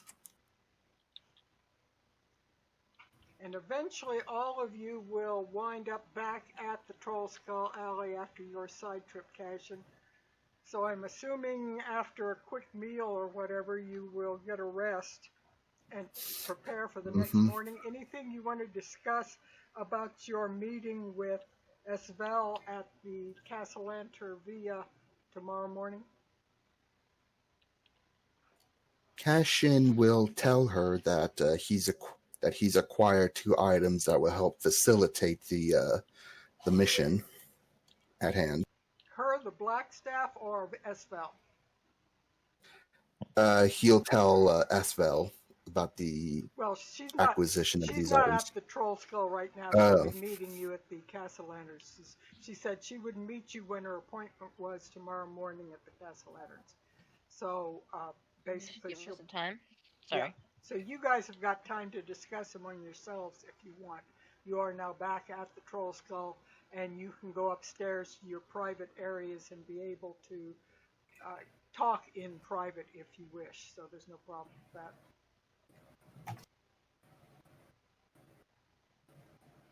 that. Cashin will just be currently doing a good work on his boots, shining them up. Alright, so we are going with this plan then to sneak in? Mm-hmm. Well, I thought the plan was that half of us sneak in, half of us cause a misdirection at their front door.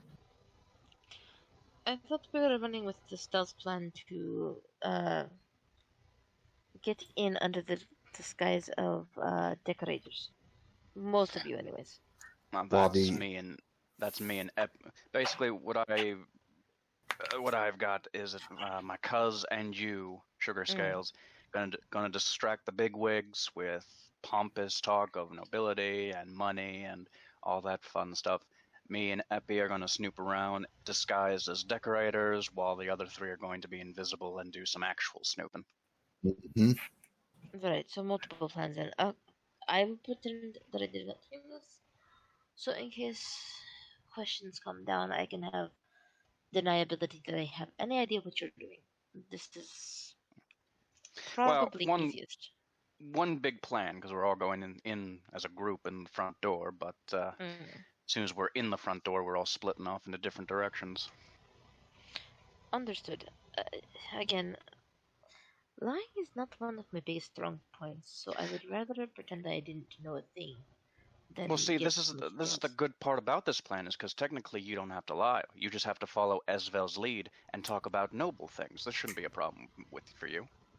Exactly. And I won't be, and they won't see me. Let us just hope that there is no detections or spell dispelment traps, things of that nature. Hopefully not. We should go in believing that there is. This is the Cassalanters. They have money. They are going to spend it to make sure that they are safe. Unless they think they're what is the term? They're too far above this approach that they are overconfident. They are not overconfident. I can guarantee you that. This is also the reason why we are going into 3 distinct groups, and we are not splitting up these groups. Someone is going to be watching someone else's back during this entire thing. Esvela and Sugar Scales, you're watching each other's back. Shep, Blue Boy, CC, you're watching your back. Me and Epi will watch each other's back. We do not split up, so in case something happens to one of us, we've got another person there to help get us out of the trouble. At the very least, they'll have magics around their areas that they don't want us to see. Our concealment would require us being adjacent to Knockery. Brutal Smasher, whatever the hell the name is. Brain isn't working. Perhaps, well, if Epiphany has to be with me, then perhaps Epiphany could use his mental connection to relay information? How far can you reach?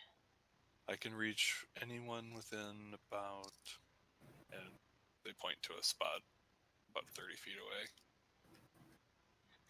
Anyone between there that I can visually see, so I can connect with some. And then, if they move with something between us, but it will weaken the further away they go. Understood. We would be able to relay information clandestinely between and Esvelda.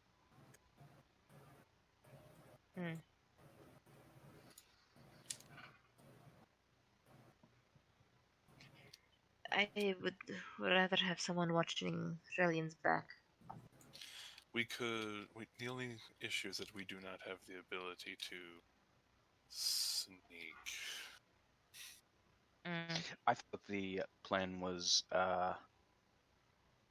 Knocker. Rel and Epi were going off together, one with disguised self, the other with alter self, to just, roam around the mansion in some areas as party planners.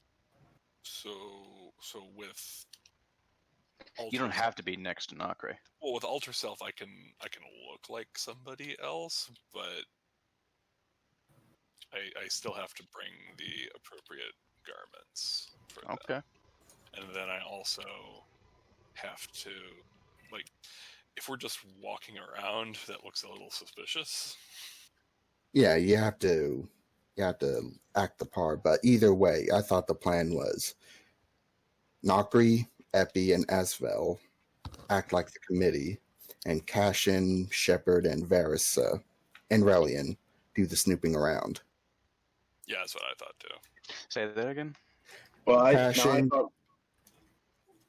Varys, and Relian and Shepard would be snooping around, while Nokri, Epiphany, and Asvel would distract the Cassalanters. And I thought Relian was actually going to be with everyone else, not with the sneaky group.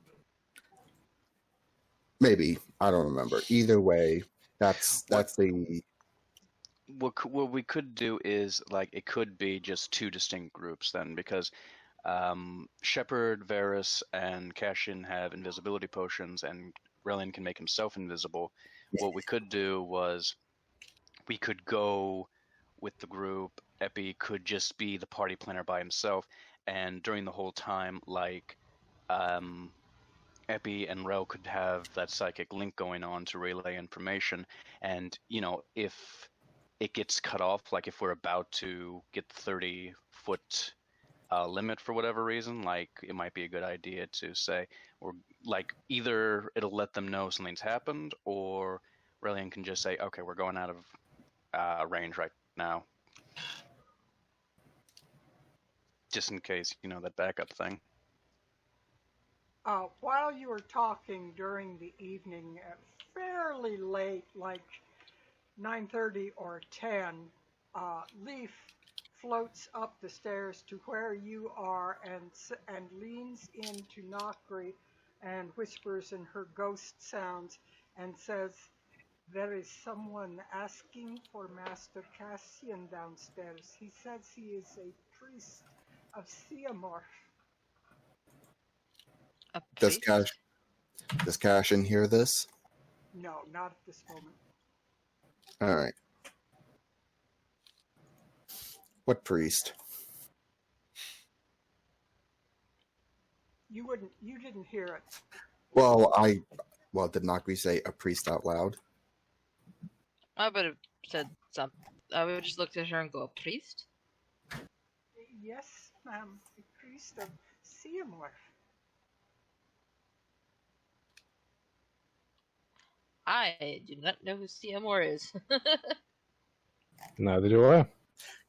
Anyone who God of wishes, nobles. yeah, if any, Oh, the sorry. rest of you Oh, are... right. I remember being told about this, actually. Yes, I said that Relian and the shepherd would have enough religious knowledge to know enough about religions, because this is a well-known one in noble circles, that Siamorph is the goddess or demigoddess of nobles and nobility. She is the embodiment of noblesse oblige, the embodiment of leaning down to help the poor and this kind of thing. Would either Relian or the shepherd hear the name Siamorph?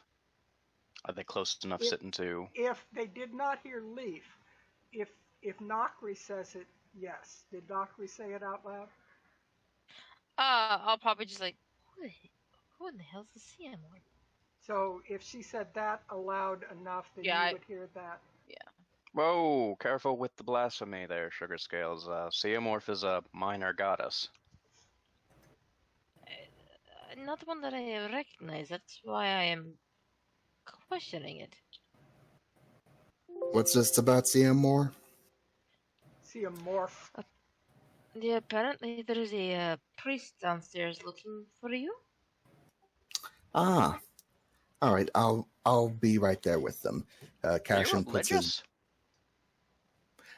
no. Well, I don't practice. So Cashin puts his boots back on and walks downstairs. As he walks downstairs, he turns to Epi and says, "He doesn't practice. Is that why he falls down all the time?" I heard that. We would not wish to postulate on his abilities. He has survived this long. You set yourself up for it. There is a priest in a light blue robe who is standing patiently outside the door, which it's past the dinner hour and things are slowing down, and he is not stepping inside the tavern, kind of trying to avoid looking like he's one of the tavern goers, but he is patiently waiting outside. Cashin approaches him and greets him warmly. Hello, my good man of the cloth. How is tonight faring for you? Quite well. I understand that I was to make a bit of a sketch for you. I have it here, and he reaches up the sleeve of his opposite arm and pulls out a rolled scroll that has been drawn in a sketch of a lower floor of a manor with various indications of the rooms and what they are used for. I understand from our mutual friend that you will need this in order to properly prepare for your activities. I wish you a good day, my son. Or I suppose it is now night. May Siamorph bless you. And may Lady Luck shine on you, my good man. There is more to luck. You must make your own luck, my son. This is what Siamorph teaches. I try every day. And he will nod and bow to you with a kind of a cryptic smile and will walk away. Insight to see what that smile meant. Very good.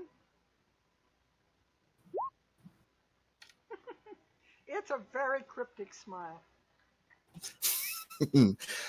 Well, Cashin, with map in hand, returns upstairs, and Meanwhile, Relian is explaining to everyone who Siamorph is. And Cashin now spreads the scroll on top of the table. It's like, as soon as Relian had finished explaining, Nako would go, "Ah, yeah, we mostly practice the followings of Bahamut. In some smaller circles, maybe Tiamat, but very, very loosely." Yeah, but Siamorph basically, that she's the embodiment of kind nobility and divine right to rule kind of thing. I like that. How much is Cashin going to explain about comments that you heard regarding Siamorph and the Cassalanters? Well, the Cassalanters pretend to worship Siamorph, often to an ostentatious degree, as Cashin then points out on the sketch of the of their villa. So, according to what I've heard, some do worship Siamorph, but not to the scale that the Cassalanters do, almost like they're trying to hide something. Which we know is true. They are trying to hide something. But yes, here are the first floor plans of the Cassalanter Villa. And How accurate? I will eventually get this to you. It'll have some notations on it. All I've got at the moment is just the blank map, so it wouldn't be much use to you.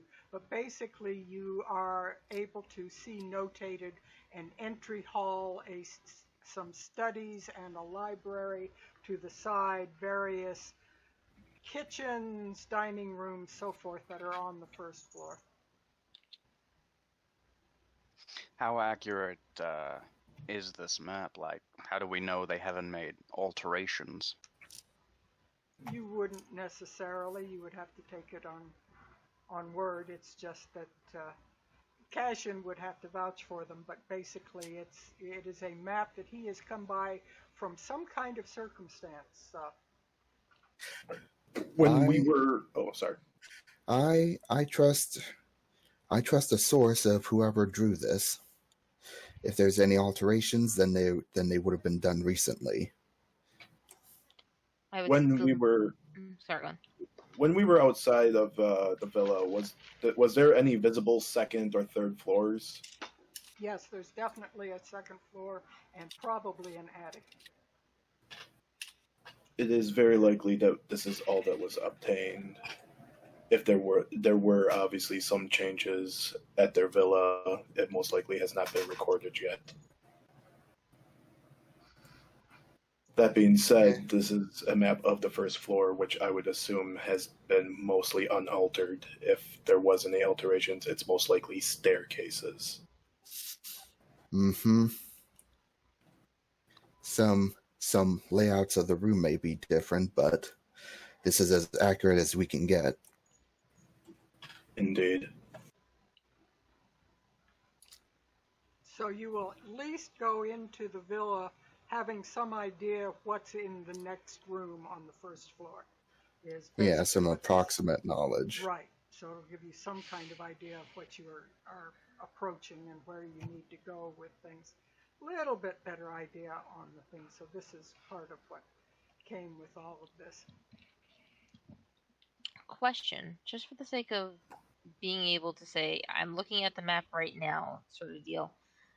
Is there anything about the first floor layout that would suggest there could have been even if it's not recorded, there could be like space for a room or stairs that would not be visible to the first floor?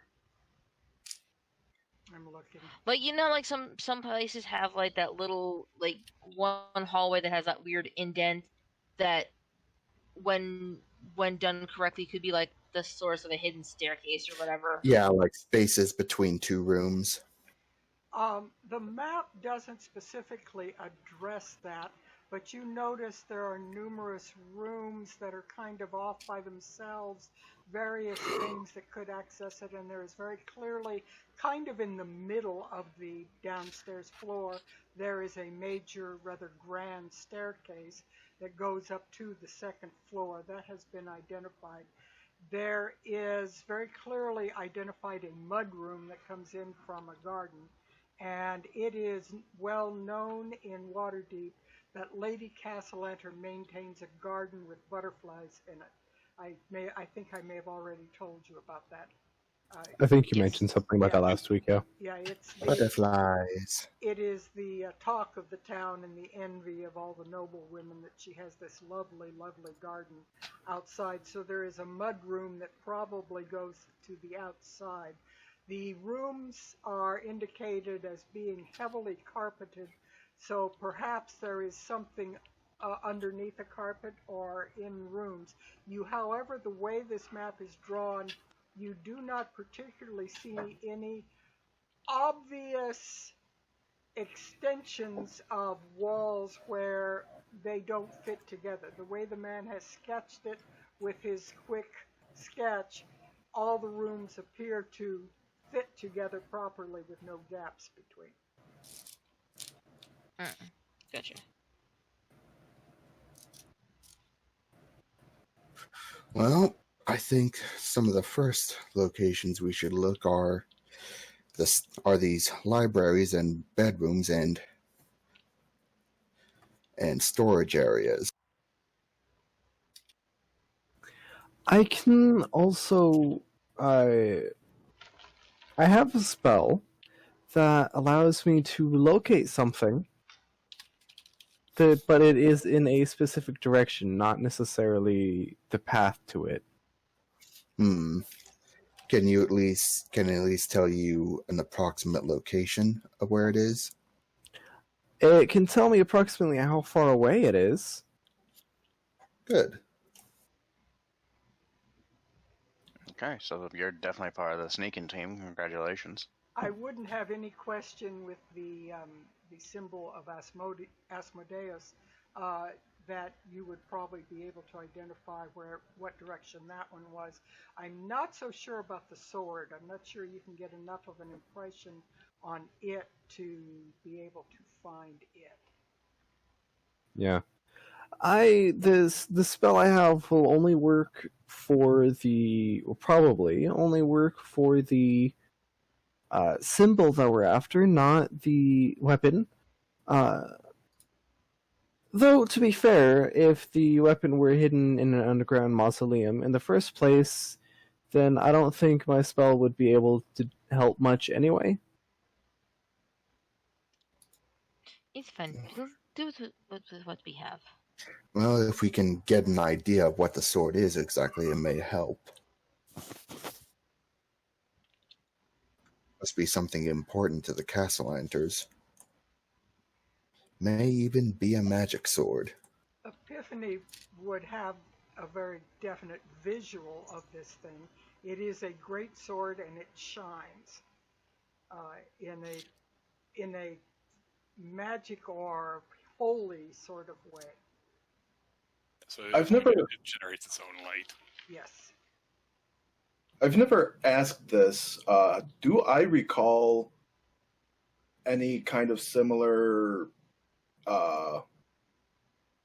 weapon or, like grave or something like this in the City of the Dead where the Cassalanters would have their, I guess, public mausoleum? First, give me a history roll, and then I'm going to ask you another question. Sure. Give me a history roll. History. There it is. That's a 10. You do not remember such a thing being mentioned in the City of the Dead. That part, you think, and over time you've been thinking about this since Epiphany first mentioned it, but you do not remember anything like that being attached to the Cassalanter mausoleum in the thing. As a matter of fact, I will say one of the things that Shepard, as he thinks over this, even with a 10 roll, would find kind of odd in his background study of the Cassalanters is that all of the Cassalanters who are buried in the City of the Dead Cassalanter mausoleum are all within the lifespan of the old lord that was called the Bloodletter. The Bloodletter I remember having. Yeah, that was on that chart that I gave you access to if you look at it. He was like the point at which the Cassalanters suddenly had all of these wondrous luck things happen to him. And I will say both good and bad luck seems to surround them since the Bloodletter. It's notable in Waterdeep and kind of spoken of in various circles because they have these disappearances and these children that seem to have horrible diseases and people who die horrible deaths, and all kinds of things have all occurred since the Bloodletter, which is 3 generations back, I think, from Victoria. It's either 3 or 4, yeah. Yeah, so since that period of time, they've had these hideous things happen to the family that are very sad, and people feel very sorry for them that children have died and such things. But I found it. So Vincenzo Cassalanter. And Vincenzo was the Bloodletter, and before him, however, the family was well known as heroes and leaders of Waterdeep. Their history that went back was very heroic, extremely so. But since Vincenzo, they have had amazing luck on finances and their sway in the city. Just unfathomable about luck where it comes to finances, but terrible luck when it comes to health of family members. Okay. And for Totally the public coincidence. mausoleum, the public mausoleum, you said that this mausoleum is of recent origin. So like Vincenzo and his descendants have been going into this one. Anyone older than Vincenzo has not been. That's correct. It's a Okay. newer construction. Okay. So this is something that, as you think about it now, this may be the first time that it crossed Shepard's mind to think about it one way or another, but he suddenly realizes, prior to the bloodletter, there's no bodies buried in the city of the dead. Now, my question: how old is the shepherd? Let me see what I have here. Bio. 102 years old. Yeah, actually, probably were you a young person in Waterdeep I don't know how to approach asking you about age. I was born in Waterdeep. Essentially, when I came of age, I essentially started working as a priest because I needed to find my way in life. All right. You would remember that that it was fairly well known when you were a very young man that the family had their own tombs underneath the manor. Okay. But apparently, pretty much within your working life, they have not used those tombs. Right. Well, I can say for certain, wherever this sword is, it's going to be located underneath their villa. What makes you so certain? Because they had their own tombs prior to Vincenzo Cassalanter being entombed in the City of the Dead. And if this great warrior holding a great sword was ever mentioned within the City of the Dead, I have never heard of it in all of my years tending to the city. So it must be a very old member of the Cassalanter family. One that is older than either of us, my friend. And I'm only 6 decades old.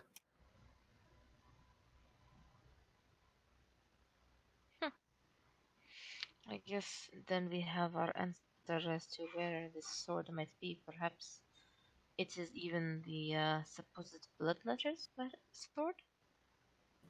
Might be older than that. The bloodletter is entombed in the City of the Dead. And as I said, the sword is not there. So a very old family relic then. It could be... What would Epiphany add to this? Epiphany has his own knowledge a bit about the Cassalanter history and bloodline. He also has a better picture in his mind than the others of what the sword looks like. What kind of thoughts would Epiphany have on this? Well, Epiphany's awareness with regards to the Cassalanters is sort of a mixed jumble of sensory information as opposed to anything specific, like even with, that in his head. Epiphany is kind of... Epiphany has been asking the Savio in their head for quite some time and has not gotten any answers. So Epiphany doesn't really have anything to add. How would communication be a role? Intelligence? To you. Yeah, give me an intelligence roll. I want to see, as these names are mentioned, not the best roll in the world, but you feel Savio in your head stir uneasily at the mention of the bloodletter. And then when this image of the sword floats around in your memories, it's almost as if he recoils from it.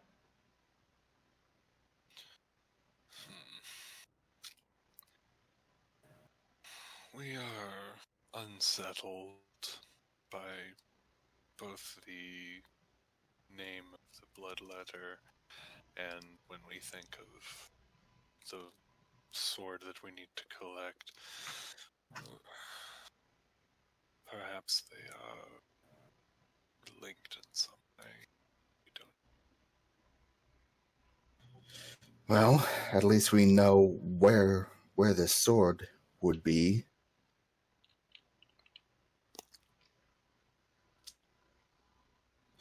It's somewhere in the mausoleum underneath the castle, underneath the villa, so we just have to find the entrance. The question becomes, which do we go after first? Because it is very likely that the symbol and the sword are in different locations. Would it be even possible to get the symbol from another source? Or does it have to be them? It has to be them. That's the only symbol we know of. We cannot waste any more time trying to find another. True. It might be just this one specific anyway. This particular symbol might be enchanted with some kind of magic that another one wouldn't. He has a point. It has to be this one. Then I guess we're going to have to be very, very careful and quick about our grabbings. Well, the working plan right now is my good old cuz, Nakri, and Epi distract the Cassalanters, while myself, Commander Shep, Little Boy Blue, and Cece try to locate the two symbols. That's the working plan we got. Should we split up into two groups of two, those of us who are going invisible, and try to see if we can... I would say not. Come to think of it, I would say that we just go for the symbol of Asmodeus. Because if we can prove the Cassalanters are against the city of Waterdeep, we remove the threat of the Cassalanters stopping us from the third symbol. But, Fair point. But just finding the symbol wouldn't prove anything. They could just say it's not theirs. It would also bring up the question of how we got it from them. I'm not terribly certain about the specific laws of the Forgotten Realms, but in on the other side of the fourth wall, at least, I heard there was a law stating that if you obtained evidence through illegal means, the evidence was considered invalid.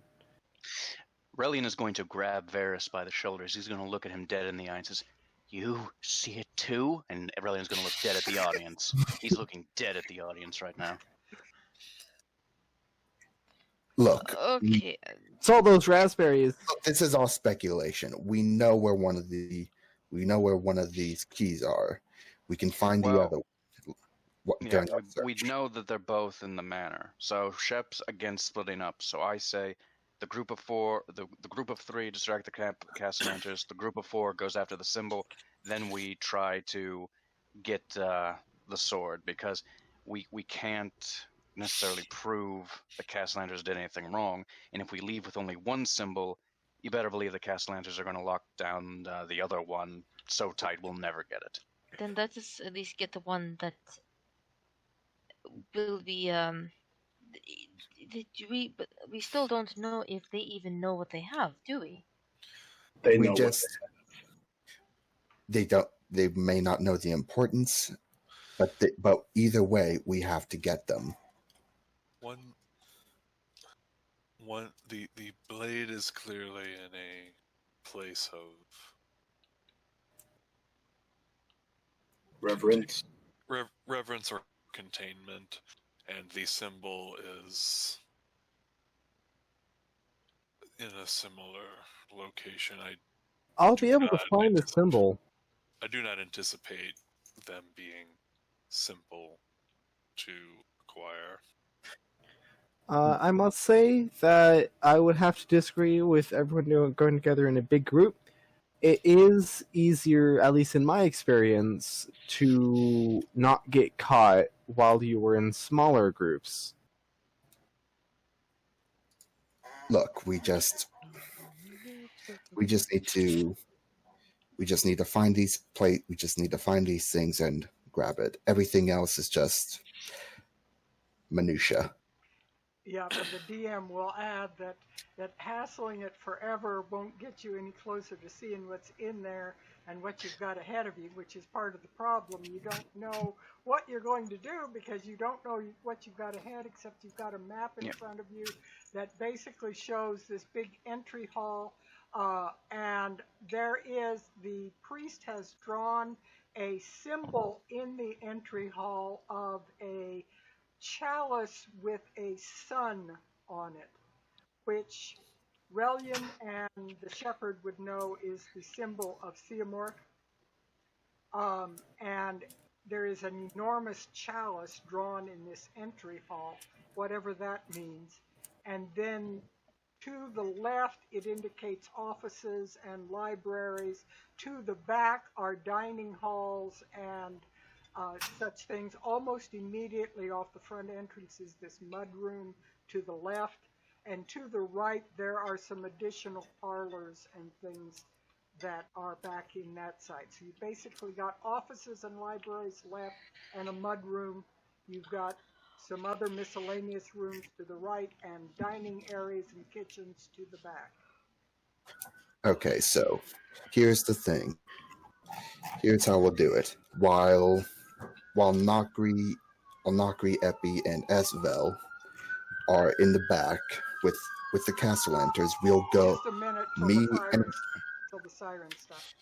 The guards found us. Cheese it. I was to it by about half a second. Yeah. Okay. Once they go past, you can start again. That was drowning us out.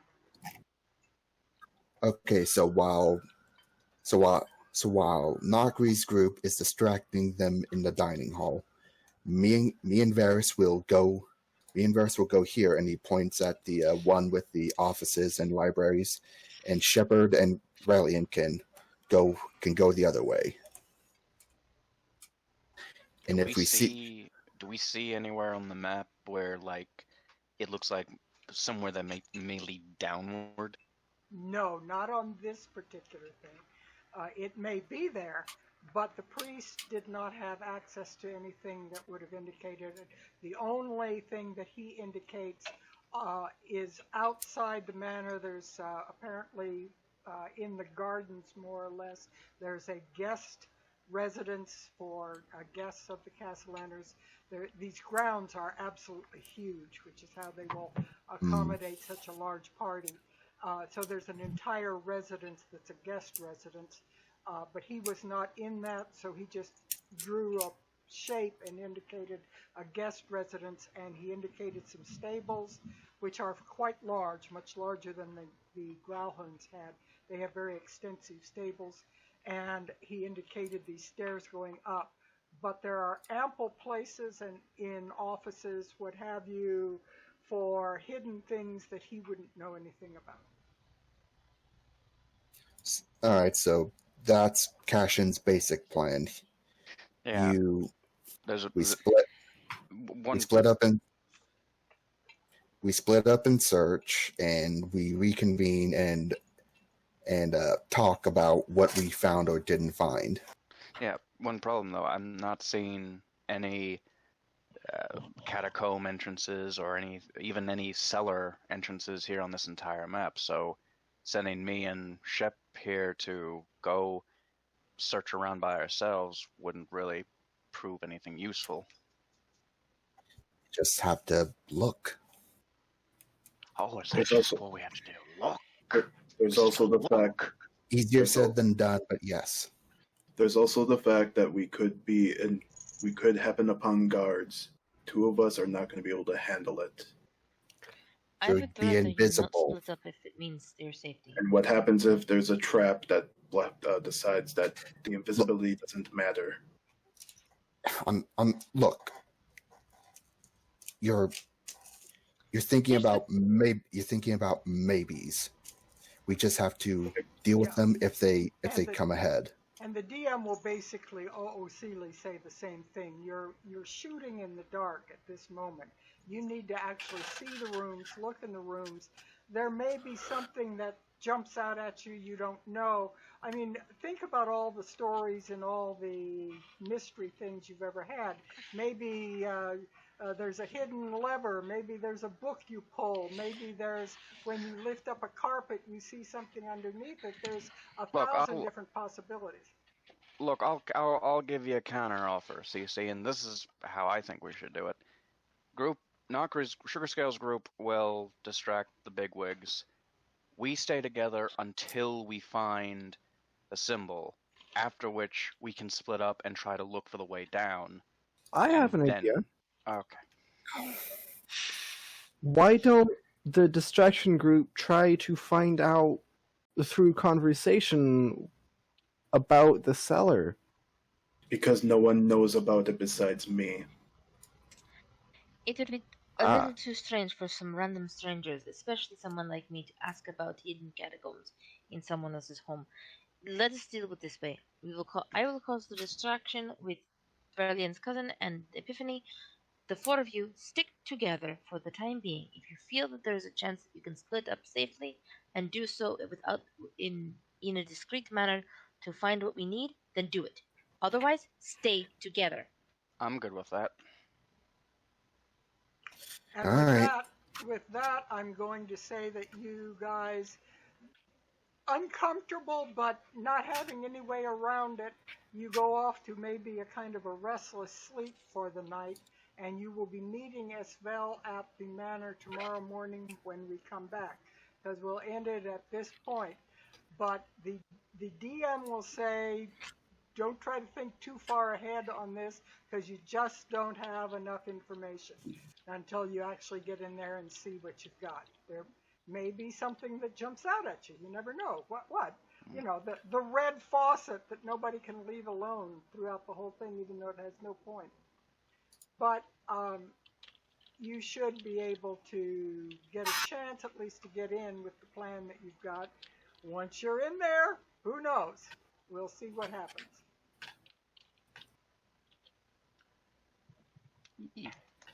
So I'm going to wish you good night from Crone's Crucible.